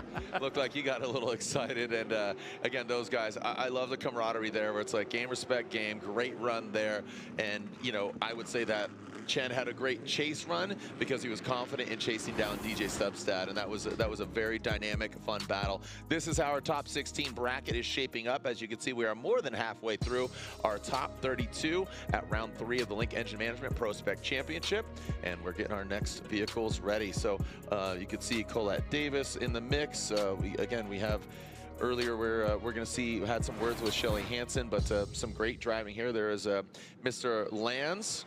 Lanz's Corvette sitting in the cockpit. He just took out Nick Jimenez, if you're just tuning in and missed that. But he is in the Great 8. Can exhale a little bit. He'll hear his name ring through Worldwide Technology Raceway and our driver introduction later on today, so be sure to check the schedule. But next up, Chris Leonard and Adam Kappic. Leonard will lead in that Ford Mustang, Adam Kappic in that Donut S chassis. It looks like maybe Leonard jumped the light. All right, jump around. Might as well jump. I was going more like, you know, butt rock kind of, you know. Yacht rock. Yeah, I was going more butt rock. You might as well jump. Who's that? Is that Eddie Van Hagar? That's Eddie Van Hagar. There you go. And I wasn't going House of Pain. Yeah. And you know, you could go crisscross if you want to. Applesauce. All right. Oh, jeez Louise. Tell me you have a little boy back at home without telling me you have a little boy back at home. Oh, we know. But yeah, I think after that, spotters and drivers take notes of where you need to put that car, that chase position. I kind of wanted to back up there. Which one? Chen's. Yeah, dude, that's where that car needed to be. And the lead, you know, that's also, you know, everything was just perfect for him to pull that off. Yep. All right, so there he goes. Matt says it. Take note. That chase job by Chen. That's one to follow, no pun intended. Here we go. Leonard aggressive on initiation, outside zone 1. Kappic rolls into it. I think that's a smart, tempered approach because you don't know what Leonard's going to do. How much track time has he had? And his spotter, Jason, taking notes. Leonard, good angle there. Kappic keeping proximity, needs to drop in, get into that pocket. Looks like he's kind of just on this outside, standing on the wall at a high school dance and says, look, can I join you? Yeah, come on in, get in this party, man. Grab, you know, playing tippy toe. Yeah, don't save room there. Go ahead, get close. Let's go. Let's go more mosh pit than slow dance. Hats off to Chris Leonard here, really pouring on the angle from that Mustang, and Kappic still in the mix here. I think this is a good strategy here. Kind of do a tempered outer zone in the chase position, and then attack in the outer zone 2, and then continue that momentum. As Leonard, look at the proximity to that wall. Really deep in outer zone 3. Kappic a little early on that transition than what we saw previously with Chen, and he pulls out outer zone 4 where Leonard was just full angle in that wise fat Mustang. As we take another look from Justin Smash as they go through, Kappic a little shallow, not even present in that outer zone 1. And Leonard doing a great job, ticking all the boxes and then some as we get through outer zone 3. Kappic still kind of sacrificing some angle and line to gain that proximity as Leonard throws it in outer zone 4. Just full perpendicularity to that finish line as we round it out. So let's give Adam Kappic in that Donut S14 some lead run time. Yeah, and you wonder, you know, Chris was really aggressive up front. How is he going to do in this chase position? Maybe kind of just throwing it all out there, and, you know, can he back it up with a solid chase run? Kappic, we saw him kind of roll into it now, a lot more confident out front. So here it is, Leonard in that chase position. He falls back, but then he regains some ground. Not a whole lot, a couple car lengths here, but Kappic, good angle. And look at, there it is. So that's what I was thinking, is Leonard put down a solid lead run, but here in the chase, kind of struggled a little bit, especially in the outside zone 3, going into 4.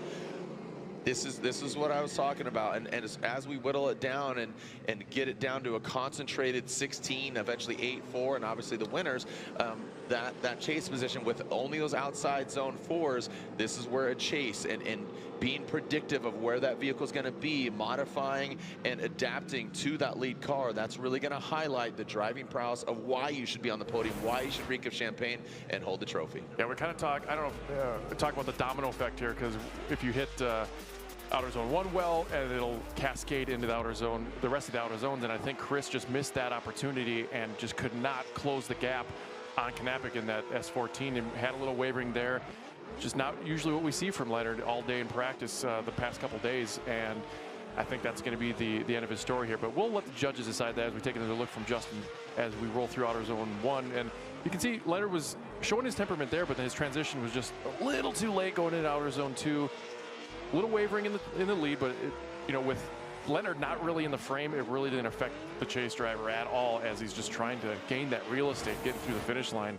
So I feel we kind of know who has an advantage here. Let's let the judges make up their mind. You can see over their shoulder right now, and they're going to take a look at that BC Racing side by side, I believe, the instant replay. It's a super meta. What about now? Judge what about Deception. Then now. What about?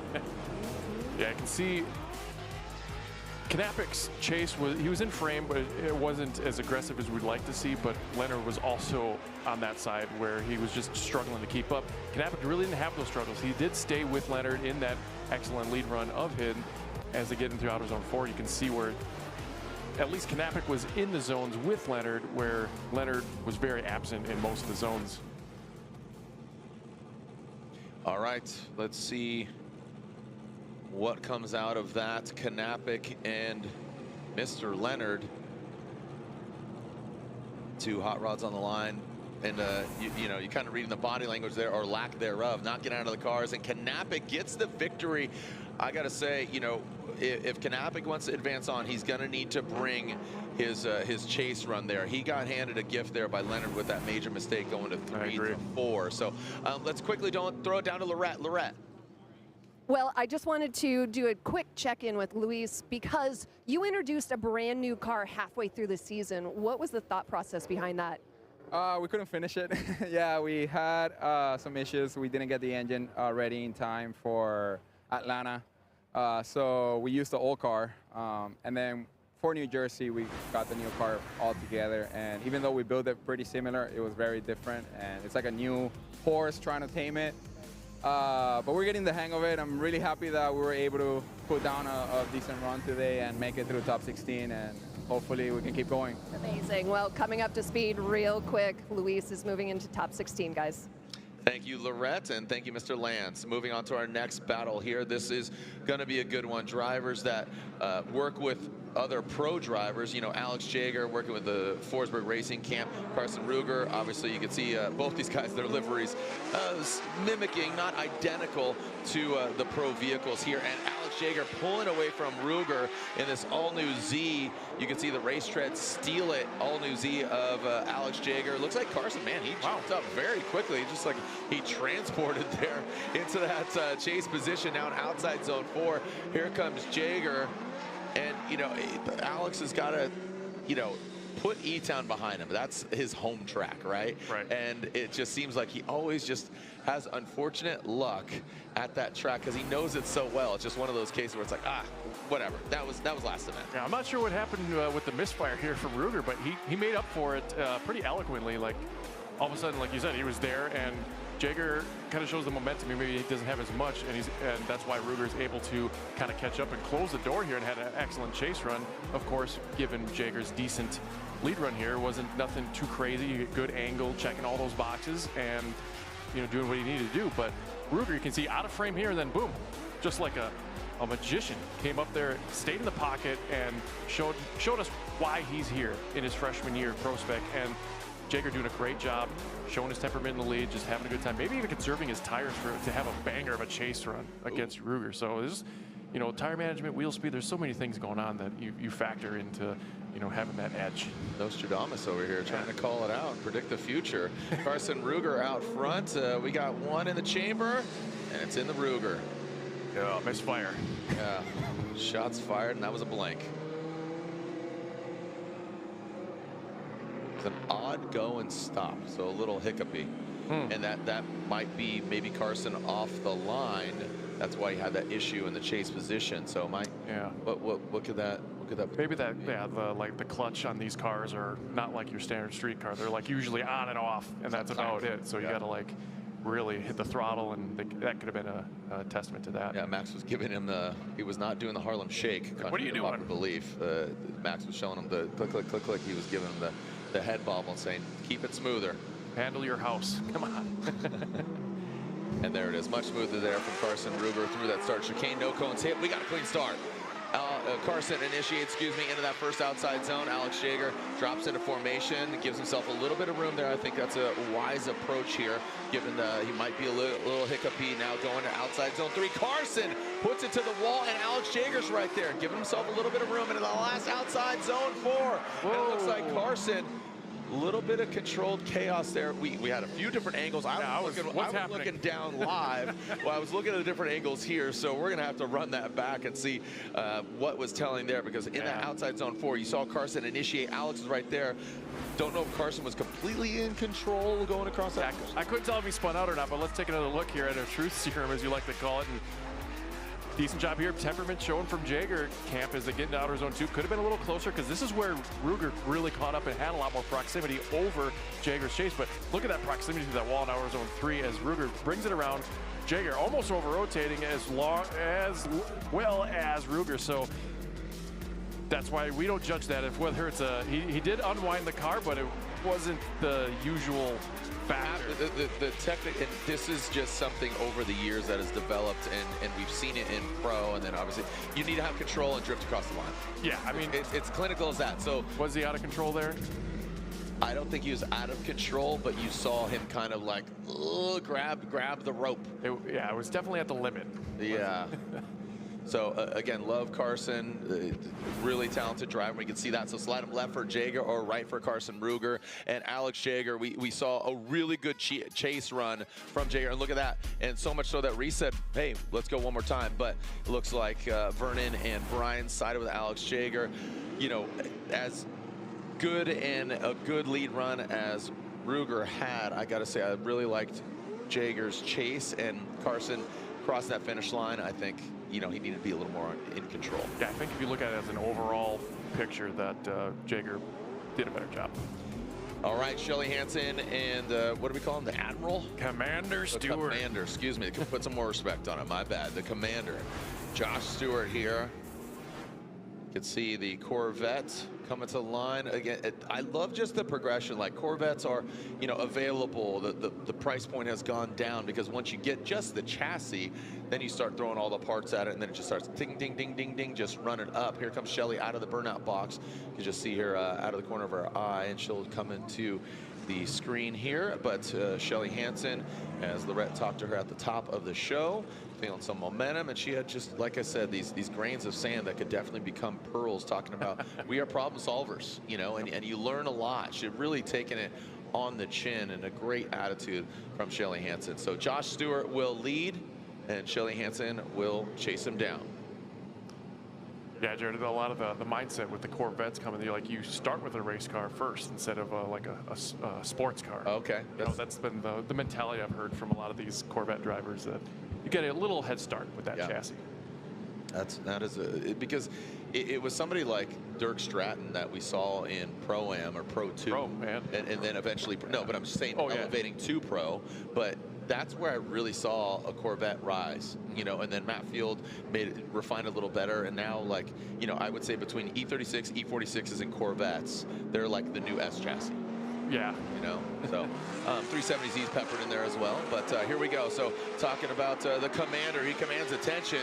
So all stand for Josh Stewart. Shelley Hansen, she's going to slide to the side there. And the outside zone 2, and it looks like bangs it in. It comes out of drift. Shelley applies the pressure, and I talked about being a mosh pit, but they're still moving. But we're going to have to take a look here. There was contact. That was calamity there. Going to outside zone 2. It looked like Stewart straightened out. So did he?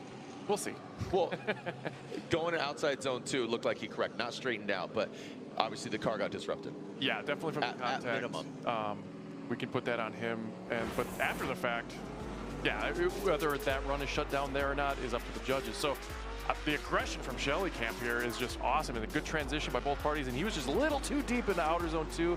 The car did continue to drift. He went off course there. Shelley's trying to stay in the game, but then punted him again. Watch the smoke signal of Stewart coming out of outside zone 2. It looked like, okay. So watch this. And again, that's not a criteria, but it's an indication of slowing or straightening. So Shelley offline, Stewart hits, straightens that, you know, again, correction, not straightening, goes off course. So look at the smoke signal. It's done there. So, you know, Shelley can't really go anywhere. She's on momentum. Right. Stewart gets disrupted. So I'm just, these are facts. I'm not saying that there's an outcome there or who's at fault. Yeah, and speaking of facts, we haven't looked at our map yet of our decel, or our momentum map, I should say.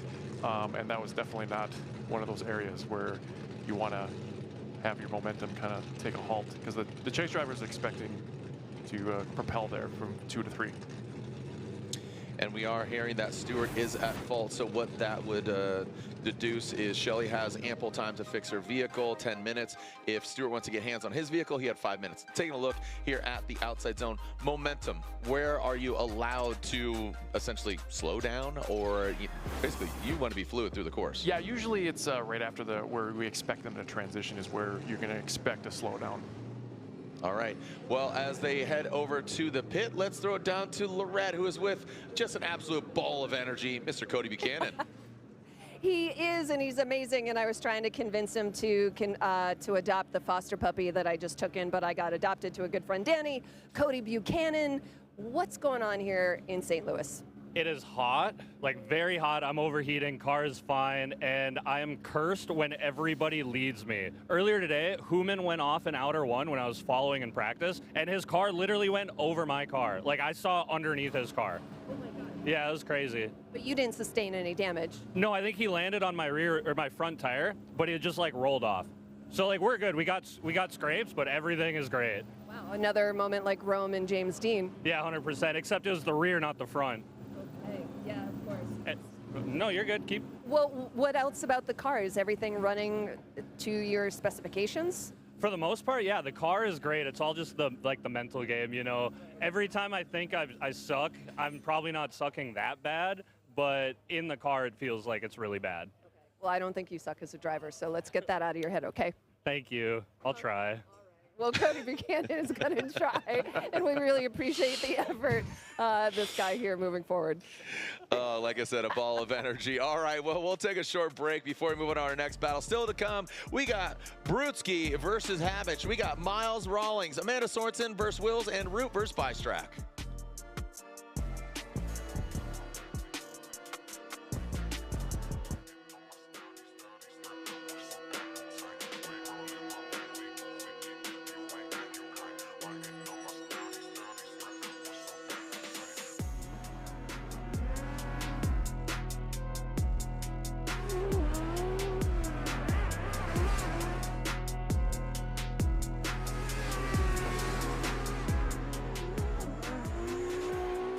Link ECU, let's get it. We got the spiciest K-Series built. Supercharged Ford Eliminator engine. Oh, good old SR20 Blink Monsoon is so rowdy. Naturally aspirated, 1,000 horsepower, LS-based engine, and then we're going to add nitrous on top of it. Running an S54 controlled by Link ECU. Link direct injection EcoBoost Fox body. I actually put an FA24 in it. B58, E46, Link ECU. No matter what engine you have, it's stock K24 or it's a 1,000 wheel 2J. Link ECU all day.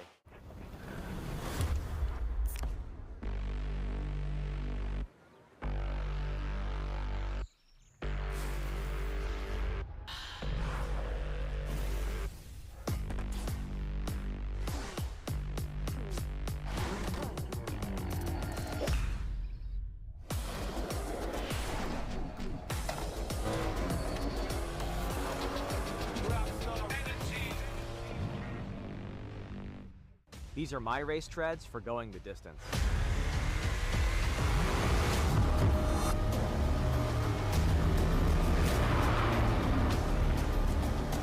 Racetreads.com. Tires for every adventure.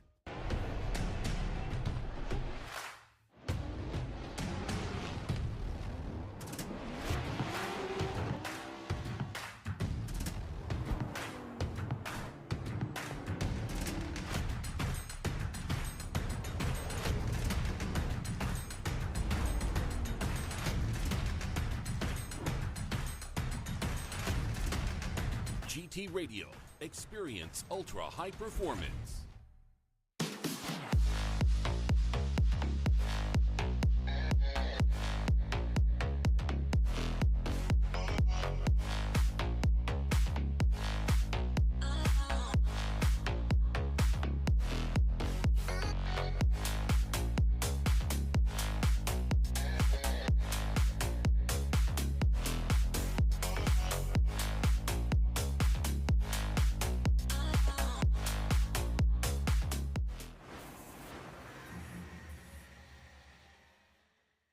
Hey everybody, my name is Braden, and I'm here interning with Formula Drift and a future freshman at UNOH. I'll be there for 4 years in motorsports marketing, and this for me is a dream come true.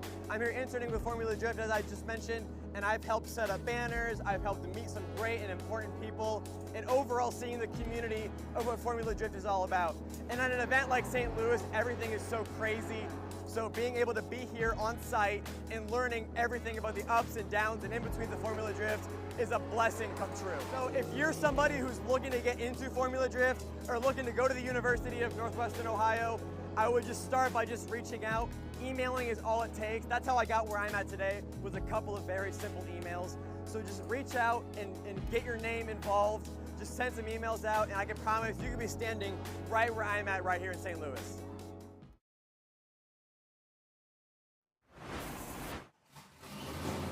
See you at the crossroads. Formula Drift, that's right.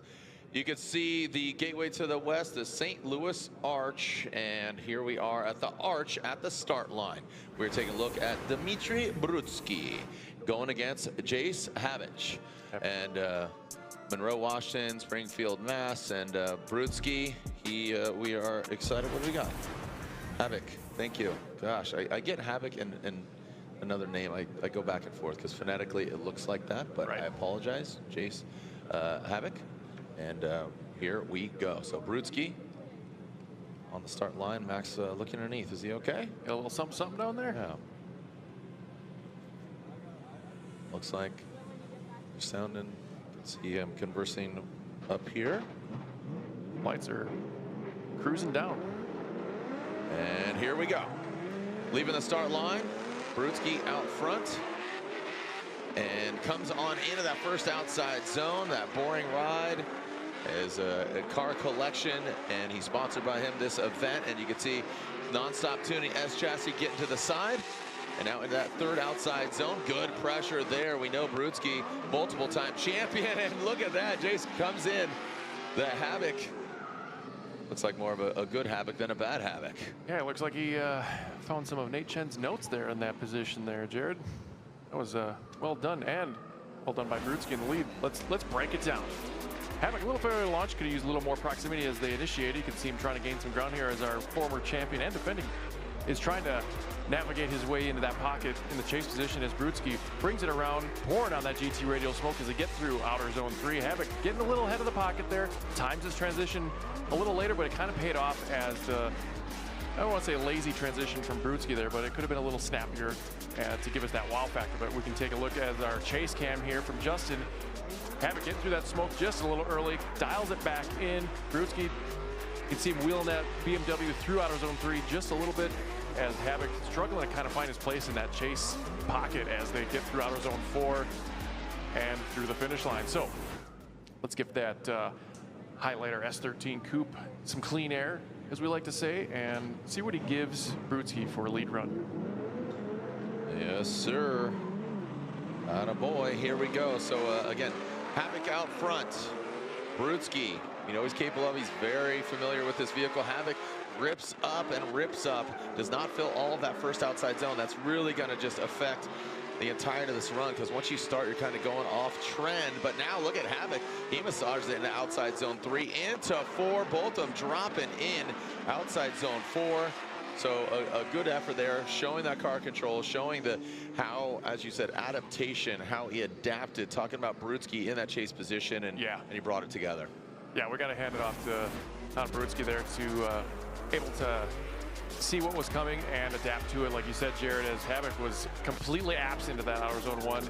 Makes up for the rest of the run, but I don't think it's going to be enough, as Brutzkiy does a great job of reeling that S13 back into formation, you know, showing his championship prowess as we just do that rotation. Havoc does a good job, but it's definitely not going to be enough as that deficit in outer zone 1. Okay, and I think we know the outcome, unfortunately, for Mr. Havoc. It looks like he is knocked out. A mistake there at the start, but Brutzkiy modifies and makes the necessary corrections, but Brutzkiy gets the win in that boring dot ride, a private car collection, so be sure to check that out. Havoc non-stop tuning, unfortunately, coming to a stop this event, but we'll see him in Utah. So sure will. Havoc, great attitude, and oh man, Kaufman down there with Lorette. You can see the excitement there from the Taxi Garage pilot, Lorette. Yeah, and I'm so happy for this guy, because not only did he singularly build his car in 3.5 months, but this is his first top 16 that he's making it into. Third time's the charm. What's working so well in St. Louis for you? Well, thankfully, I've got an awesome team, Team Taxi Garage out here, holding the car together. And we built a really good car. You know, the car is not giving us any issues, fingers crossed. And we're just keeping it on the track, not crashing, bumping here and there, but that's part of drifting. So yeah, just third time's the charm, like you were saying, because first round learning the car, second round dialing the car in, third round can finally perform with the car. Well, we're going to see him in top 16 for the first time this season. Well done, Ryan. I'm stoked. And making it back to the start line, excuse me, that is Shelley Hansen. Right? Yep, and Josh Stewart. And Josh Stewart. Yeah, that wall tap. So yeah, that really messed things up there from Stewart. So Stewart went into the wall. And there's the Taxi Garage boys. If you don't know Taxi Garage, take a look on social media. They modify crazy karts, and some of the machines they build are so stinking cool. All right, here we go. So Shelley Hansen now out front, and Stewart in the chase position. Just kidding. Psych. Sleeping. Ooh. Wake up. Here, she needs some rock star. A little makeup. Hey, taking a photo of the red nickel. The salmon pants are making their way. She showed up, had the rose glasses, the kicks, the bow in the hair. Taking a look back here at that incident, you can see Josh Stewart getting a piece of that wall and couldn't quite keep the car in play as Shelley was expecting that thing to kind of take off there. That you can't have a decel there, so definitely a deficit from Camp Stewart, as Shelley will get the clean here on the second attempt to start. And let's see, there it is. She made her flight, didn't oversleep, didn't hit that snooze button on this run here. Shelley Hansen out front of the team. Oh, and Stewart comes in hot. I thought he was going to get and actually have contact, but Shelley avoids that, or she was just keep on keeping on. Doesn't matter what happens out back.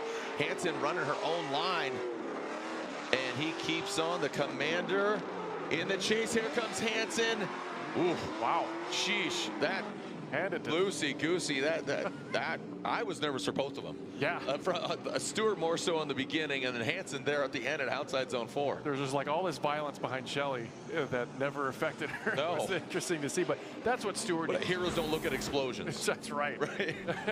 I mean, hand it to Stewart. This is what he needed to do. He needed to be aggressive. Was it too much? Probably, but you can't force an error by hitting someone off the track. You got to let them have their lead run, and that's exactly what Stewart did, and what Shelley did in that lead position as she rounds out through outer zone 3, and Stewart did a great job transitioning here, but with that deficit in his lead position is just going to be too little, too late. And for Commander Stewart, we'll take another look here as he drops into that St. Louis dirt and does a good job of anticipating the transition here as he gained some proximity. Shelley doing her own thing, like you said.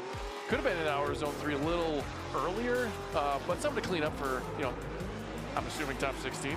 That's the way it's going to go as we find out the results here. She might have, captured him with the, obviously put him in a spell with that little razzle dazzle. Yeah, that little quarter glass right there.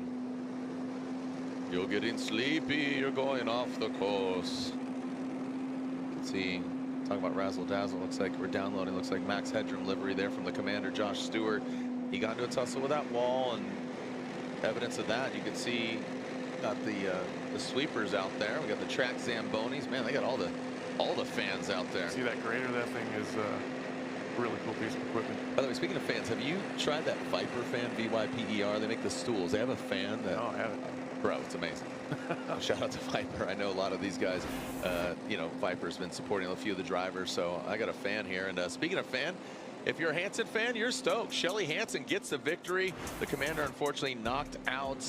And talking to the judges here openly, I assume that hit straightening out, and then obviously on that first initiation by Stewart, a combination of both of those. And they're giving me a head nod. So, love to dive deeper kind of when it's necessary, but just confirming that was the facts. So yeah, Stewart hitting that wall on that first battle, disrupting, and then chase position overcooking it. Shelley Hansen did everything she needed to do. Heroes don't look at explosions. She didn't look back, and she looked forward, and she is looking forward, moving on to the 16. So 3 more battles left. We have Dustin Miles versus Rawlings, Amanda Sorenson versus Brian Zero Chill Wills, Trevor Root, the Root is on fire, and Mr. Matthew Bystrack. So there's 3 battles, obviously 6 drivers, and there we are looking at Drifter Girl. This is Kelsey Rawlings going against Styles for Miles. Dustin Miles debuting a really cool new helmet. I saw that on social media. I was like, bro, yeah, it's like really. The artists that did it won a competition and da-da-da-da, and I just love all the different facets of it. So Dustin Miles debuting a cool new helmet. Maybe we can take a look at that. Yeah, he's not running the mismatched high-vis wheels. And here are the current Drivers' Championship standings. So Brutzkiy leads. This is after today's results. Okay. So, how do they accumulate points? So every battle won awards that driver 10 points, whether it's a bye run or you actually won your battle. Versus like our seeding, you only get 3. So as you can see, the mix up in the bottom half there, you can see that it's not a factor of 10, but Shelley Hansen is in there in the top 15, and so on and so forth. So every battle counts. In the previous rears, you could just show up and kind of get some points. Yeah. Now you got to win. You got to win in order to advance on, or as you said, that bears repeating, a bye run. If you advance on and you don't have a competitor, you advance on. So Dustin Miles, Kelsey Rawlings, and Kelsey does hit a cone, but she is the chase vehicle. Miles comes that first outside zone. Kelsey Rawlings does almost gets involved in the dirt, but does not. Ooh, Dustin, that looks sketchy. I thought he was going to go into that wall. Very aggressive is Dustin Miles, and he does go into that wall, but that was, again, that styles for Miles into that last outside zone 4. Comes in and it comes out of it, but a very aggressive, quick Dustin Miles. And Kelsey Rawlings, she was back there. I want to see that overhead view of the placement of both vehicles. But on the initiation, you're thinking? Yeah. Yeah, it looked like Miles was almost a lane 2 driver left than normal initiations that you've seen. Like, he started it way left. But he brought it in. Yeah, Rawlings did a good job of kind of adapting to that and did a great job being aggressive in that chase position. I was not expecting that, to be honest, with looking at practice. And Miles getting a little piece of that outer zone 3, and Rawlings does a good job here, getting a little further back in the pocket, makes up the ground. Miles also pretty shallow into that outer zone 4, as Kelsey is also right there with him. So let's give that S14 the chance for some clean air and a lead run to give Dustin Miles. Kelsey Rawlings will lead Dustin Miles, giving chase. The battle truly won from that chase position. Let's see if Dustin can rise and Kelsey gets out unscathed. And like you said, aggressive on that chase position. She really did adapt to that far left. It's like he was about to miss the exit, and he went, oh, here I'm going right. His own arc, yeah. All right, here goes Kelsey Rawlings in that first outside zone. Puts it really well done. Very, very clean, very nice. And Dustin Miles, he's back there quite a bit, and this is what we're talking about. So Kelsey pulling into outside zone 3. Dustin Miles, speaking of Miles, he is a mile away from Kelsey Rawlings, unfortunately. And Kelsey, very clinical, clean, didn't do anything extraneous, just put the car in the right places and just delivered a good, solid, and clinical lead run. Dustin Miles, surprisingly, was back there quite a bit, and especially after that. So giving her car a little love there. With the heart on the hood. From what I've seen in practice, I'll be honest with you, I'll say it again, she stepped up tremendously here. Coming out of outer zone 1 a little early, kind of shallowing up an angle, but Miles not doing a very good job of adapting to that. She's filling up the zone there. Miles kind of over-rotating the car, trying to gain up some position. She does come out of 3 just a touch early. We want him wide to set him up for 4. Kind of a lazier transition going into 4, but does check the boxes for the most part, as Miles just struggling as he's about a couple days behind Kelsey in this chase position. As we take another look from Justin Smash, you can see Kelsey just wheeling that thing into outer zone 3. Dustin not even in the frame of this shot as we bring it around. Again, want to see a little more aggression going into outer zone 4. That's what we're going to see the difference as we whittle down the field here, is how aggressive they come from 3 to 4 in that transition. We want to see them decel after that transition with intent. So taking a look at that's Jagger's, right? Yeah. Yep. So let's see what the judges have to say after Miles and Rawlings. Here we are taking a look at that all-new Z of Alex Jagger, and here's our BC Racing Go for Gold. Custom coilover, side by side. Yeah, you can see Miles did fill out zone 1, but he did it in his own kind of arc from the initiation. But just looking at the sheer difference in aggression in that chase position between Rawlings and Miles is very vast here. And just the only thing to take away from Kelsey's lead is that kind of slow transition from 3 to 4. If Miles was closer to her in that position, it might have been an issue, but since he really wasn't in contention, it didn't matter. So let's see what the judges have to say and think about those 2 runs. Who's moving on? Waiting for the verdict. 2 more battles left after this. Amanda Sorenson and Brian Wills. And then our final battle intended to be Trevor Root versus Matthew Bystrak. I'll tell you what, I really like the modifications. The track setup has played a role here. Kelsey Rawlings gets 1 vote one more time and 2 votes. So very close for Kelsey Rawlings, and Dustin Miles almost forced to 1 more time. I would say at minimum it would go to 1 more time. I don't think Dustin had it, to get the victory there. But I agree with this call. Dustin, a great lead run, but in that chase position, just not part of the equation. So Kelsey Rawlings gets the win. Yeah, I'm not sure. Without talking to him, we'll have to find out later.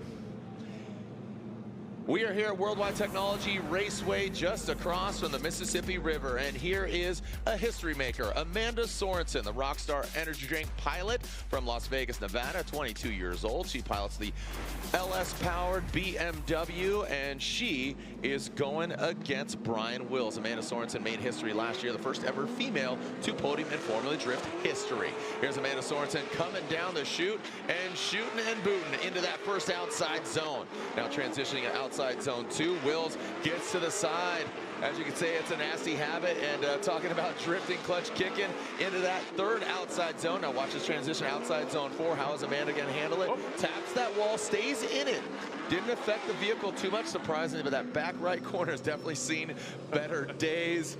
And these vehicles are prepared to take a hit within reason. Right. You know, was that enough to disrupt the car? Is she going to call a comp timeout? That back right, you can see that is that's bashed in pretty good. But again, carbon, Kevlar, a little bit of metal, a little bit of Monaco on your side. Let's take a look at it again. She's got the NASCAR alignment going on there, but let's take a look at her lead run against Wills here. Wills doing a great job of trying to keep the aggression up, does waver a little bit in the chase position as Amanda whips it around here in outer zone 2, and Wills, you can just see the prowess, just throwing on the throttle, trying to stay in that pocket.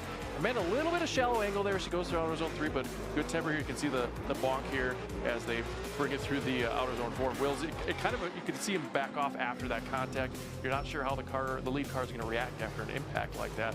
We'll kind of deduce that later as we take a second look as Wills just powering through that chase position as Amanda's kind of trying to massage. You can see the corrections in the car just a little bit. You can see Wills after the impact, oh, I'm coming off, and then gets back on throttle.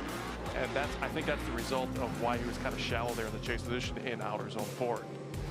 Yeah, I don't think the hit took, you know, I don't think it hit the wheel. You said NASCAR alignment. I don't know if it was the wheel out of sorts or. That thing looked like it had about 15 degrees of negative camber. Let's just, you can see how perpendicular it is to the road here, but let's take a look. Yeah. Okay. Ooh. Now see how it's tucked in there? I could be wrong. Maybe it's because it was on the bank, and then it moved there. I think the link probably failed right there at the bank. We'll take a look, but just judging by them kind of taking their time at the line. There's that back right, so take a look here at the left when it rolls back. Inset, yeah, it looks like she is. And I swear, it just always happens. Like, all right, here's second last battle, and it seems that we always end with the second to last battle.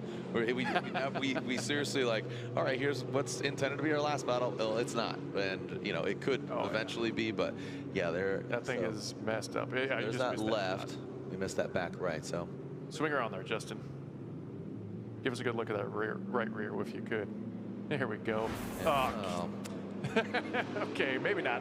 Maybe we'll get another opportunity here to check out that wheel that I'm fairly certain is just a link broken back there, but it's a good bump. Mango. I think where it really failed is when we couldn't see it here going on the bank. It's an illusion. Yeah, so I'm sure their crew will get that thing fixed up in the 5-minute lot. Yeah, I thought it was a good run. You know, Wills, he is definitely an aggressive driver. He, you know, has all the elements there. Amanda, a little more calculated. You know, she's driven a lot of different vehicles from the desert to karting to, you know, a lot of different motorsports and action sports. So there's Matthew Bystrack here in the Ford Mustang warming up his tires. And Bystrack, pretty aggressive here this weekend. Yeah, he's who was against Kaufman in the seating. He showed up, and unfortunately he's done a little landscaping here in practice and against that battle. So maybe he can find that fine line in between the aggression and not going off. But as it's Trevor Root, and just as great segue here, Trevor Root, he's been rooted a couple times in the grass and the side of cars during practice. You know, we were downstairs at the tower, and like we turn around, and Trevor is just over here, over there, and he's, you know, we'll see if he can really put it together, because it seems like he has found every little niche of this track. So Trevor Root, Bystrack, Root will lead. He was locked and loaded. He finished 11th in New Jersey. Bystrack had to fight for his position to get here into top 32. Here comes Trevor Root, and that BMW initiates aggressively, straight line approach into that first outside zone. And Bystrack, really nice job there, getting into formation. You saw a little hiccup there. Now coming from outside zone 2 to 3. Root, just as I was kind of scrutinizing, he says, all right, Jared, here you go. I'll show you how to put it down. And puts it and fills all the outside zones. And Bystrack looks like he, you know, kind of tried to attack there, had to back off, but he did have control across the finish line. A good lead, solid run by Root. That's what Matt needed to do to, Root gave Bystrack a good opportunity there. I don't think Bystrack took full advantage of it, but we can tear it apart here in a little bit as we look at Amanda Sorenson's crew trying to fix that right rear. And for those fans, new and old, it bears repeating, yeah, there is that camber. That's not what you want. But competition timeout, you have 5-minute allotment. Yep. The car needs to be up and running, ready to go. Yep, I like the aggression here in the chase position. Also, Root doing a great job of filling out that outer zone 1 as we spin around to outer zone 2. Bystrack losing a little bit of real estate as they head into outer zone 3. Couldn't quite close the gap. I feel like he could have done a better job of anticipating that transition a little later, and Root keeping it right on that razor-thin line through the finish line in outer zone 4. Bystrack, you can tell he was trying to do everything in his power to keep that Mustang a little closer to that BMW. All hands on deck. They only have 5 minutes here in our competition timeout. And we'll see if they can, 1, get it together, or 2, fix the potential issue. What the issue is, we don't know. Sometimes you might see that little gremlin hiding underneath, or not see the gremlin in this instance. All right, Bystrack now out front in that Ford Mustang. Trevor Root, let's see how he chases down the Ford Mustang. There's Bystrack, got involved with the dirt, didn't wreak havoc on him like it did yesterday in the seating brackets. Now coming to outside zone 3. See Root, good proximity. And again, given that a little bit of dirt was thrown in his face, and now coming that last outside zone, Root drops into formation. The Bystrack power on through. Your thoughts there? Lightning McSopa. That the Root a little more polished in that camp, I feel, than on either side. He Bystrack, you know, with that tire drop, he looked like he was kind of wavering. Root looking a little more smooth, and Root had a lot more proximity just throughout. Looked a little more comfortable in the chase position, if you will. Decent transition. He's slowly reeling it in. I would like to see a little more attack, but you can see he's staying within that pocket, staying in the game. Could have anticipated that transition a little bit more, but you can see much less wavering, even in the lead compared to chase position there in the outer zone 4. You can see that tire drop from our boy Justin as we get into outer zone 2 as Bystrack pulls a little handbrake, a little left foot brake, and Root taking advantage of that momentum break there as they get through outer zone 3. Nice and clean. Root could have been a little more to the right, could have been a little closer, but I don't think he had to in this particular battle. He might want to clean that transition up in that chase position for the future if he goes on. So looking at, again, at Sorenson's camp here, you can see that upper link. That's probably the camber adjustment there that I was talking about that probably got a little tweak to give less than ideal drift conditions for that type of vehicle. So taking a look again at our BC Racing side-by-side. You can see the difference here. I like the aggression from Matt, but it kind of fell off in that chase position in the Bystrack camp as Root brings it around closer than Bystrack as they whip it into outer zone 3. And you can see Bystrack kind of hesitating a little more into outer zone 4 than Root was in both of their lead positions. So a little bit of takeaways from both, but the needle had to waver. I feel like Root was a little more polished in both positions. Well, you said it, and we'll see if that comes to fruition. We'll see if you are right. Trevor Root and Bystrack, and it looks like Trevor Root gets 2 votes, and it's unanimous. Trevor Root advances on Bystrack. Great effort. Love his driving prowess. Just like you said, just a little more polished on this Root side of things. 1/2 battle left. If Sorenson, you saw that clock, it was sub 3 minutes. So you could see that, again, Lorette down there broke a joint on the upper control arm, that rear right. So good eye in the sky there. Eagle Eye Sopa. You know it. Lightning McSopa, Eagle Eye, and Lorette down there. You could see the... Oh, it looks like they just took that whole corner. See, Lorette pointing things out there. Lorette, who are you talking to down there? What's going on? Yeah, guys, exactly that. So this joint right here was broken on the upper control arm. So they're trying to fix that right now. You can see that there are at least 4, 5, 6 hands in Amanda's wheel well right now and trying to fix that. Amanda's still in the car. She was watching the battle back to see what happened. She's staying cool, calm, and collected. The team is all collaborating, and they are talking together and trying to fix this. There is 1 minute left on the clock. Yeah, Lorette, that is tight. That's going to be really close. We're up here in the booth, and all of us are like, that is close. And you know, you hate for Amanda to get taken out like that, but that's the aggressive driving that we have come to expect from a lot of these drivers. But Amanda, just stay in the cockpit. You know, you trust the team, and it's very unfortunate. You could see her conversing, the Rockstar Energy Drink driver. Like I said, making history last year, the first ever female to podium in Formula Drift history. This is our final battle. If her vehicle is unable to be fixed, that will be a victory being handed to Brian Wills, and it looks like that is not going to be. And the car is down, but the wheel is not on. Can you throw on those lugs in less than 20 seconds? 10 seconds. Let's throw that thing on like a F1 car, and we will see if the car is rip-roaring and ready to go. And again, you can see, looks like Trey is underneath the vehicle. No, you can see, yeah, Kevin giving the no-go. The car needs to be down and ready, I believe, but maybe we can get that information relayed from either Lorette Nickel or Kevin through our race control. By Ron Willis. And unfortunately, it is not enough time. That you saw the clock expire before the car was down, rip-roaring and ready to go. And a gutted situation there for Amanda Sorenson.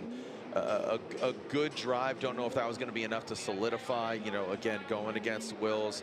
There were some mistakes here and there on either side of it, but unfortunately for Amanda Sorenson, hitting that wall, which was under her own power.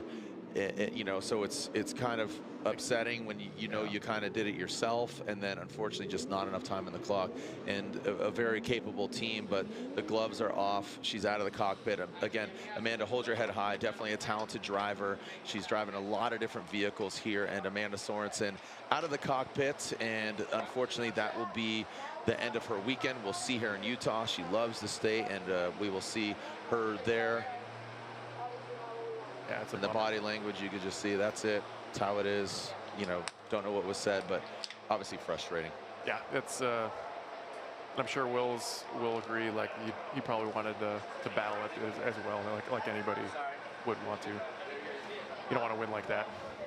Yep. So as we pull out of the pit, we pull to the start line, and pulling to the start line, that is Brian Wills, the Nasty Habit S chassis.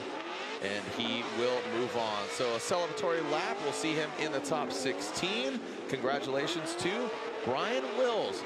He advances on and will advance on to the 16. But we have a halftime break before our driver introduction here in our round 3 of our Link Engine Management ProSpec Championship. We're not back here for shoot. I mean, local time is just before 5 p.m. and our opening ceremonies is at 8. So. Lorette, down to you. It's unfortunate to Amanda, but check the temperature. Hi, honey. Incredible job. The team worked so hard. Unfortunately, the bolt was finger tight instead of mechanically tight. What do you have to say about this situation? Honestly, it is what it is. I had gone a little too deep into OZ4. I had felt that the car kind of took a big impact. I almost didn't call the 5, but I know safer than sorry. I came in, there was right rear control arm had broken. And so the team did the best they could to execute it. And sometimes when the problems hit you, they just hit you. But they did their best to execute the game plan, and we'll be back stronger for Utah. Amanda, thank you so much. Thank you. Jared, Matt. Thank you so much, Lorette, and thank you for getting, just down there in the pits. And there it is, great attitude. We'll see you in Utah. Like she said, she was gonna run, but that could have been really sketchy. Again, if that arm is broken, that could have been way worse. I've seen some fixes, but that's right. Safety first. All right, your thoughts on 32? Let's keep this train rolling. Yeah. Like I said in seating yesterday, I anticipated some really good battles. We've seen some good battles in 32. They're only going to get better as we whittle down this field. We got a great lineup for you, especially all of them. I feel like this, especially our to note, Cody, Buchanan, and Kaufman. That's going to be one thing that I'm going to put a little note on to expect. But seriously, like you said, all of them are going to be some heaters. Yep, Alex Jagger, Shelley, Hansen, Kelsey Rawlings drove really well, very clean, just sterile. Nate Chen, the way he dropped into outside zone 4. So overall, it's been one heck of a day. And taking a look at the dial, it's just before 5 p.m. So you got 2 hours and 45 minutes. We're back here at 7:45. So you got enough time. I'm going to fly home real quick, and I'll be right back. On that $100 flight. All right. Again, rejoin us here at round 3 of the Link Engine Management ProSpec Championship.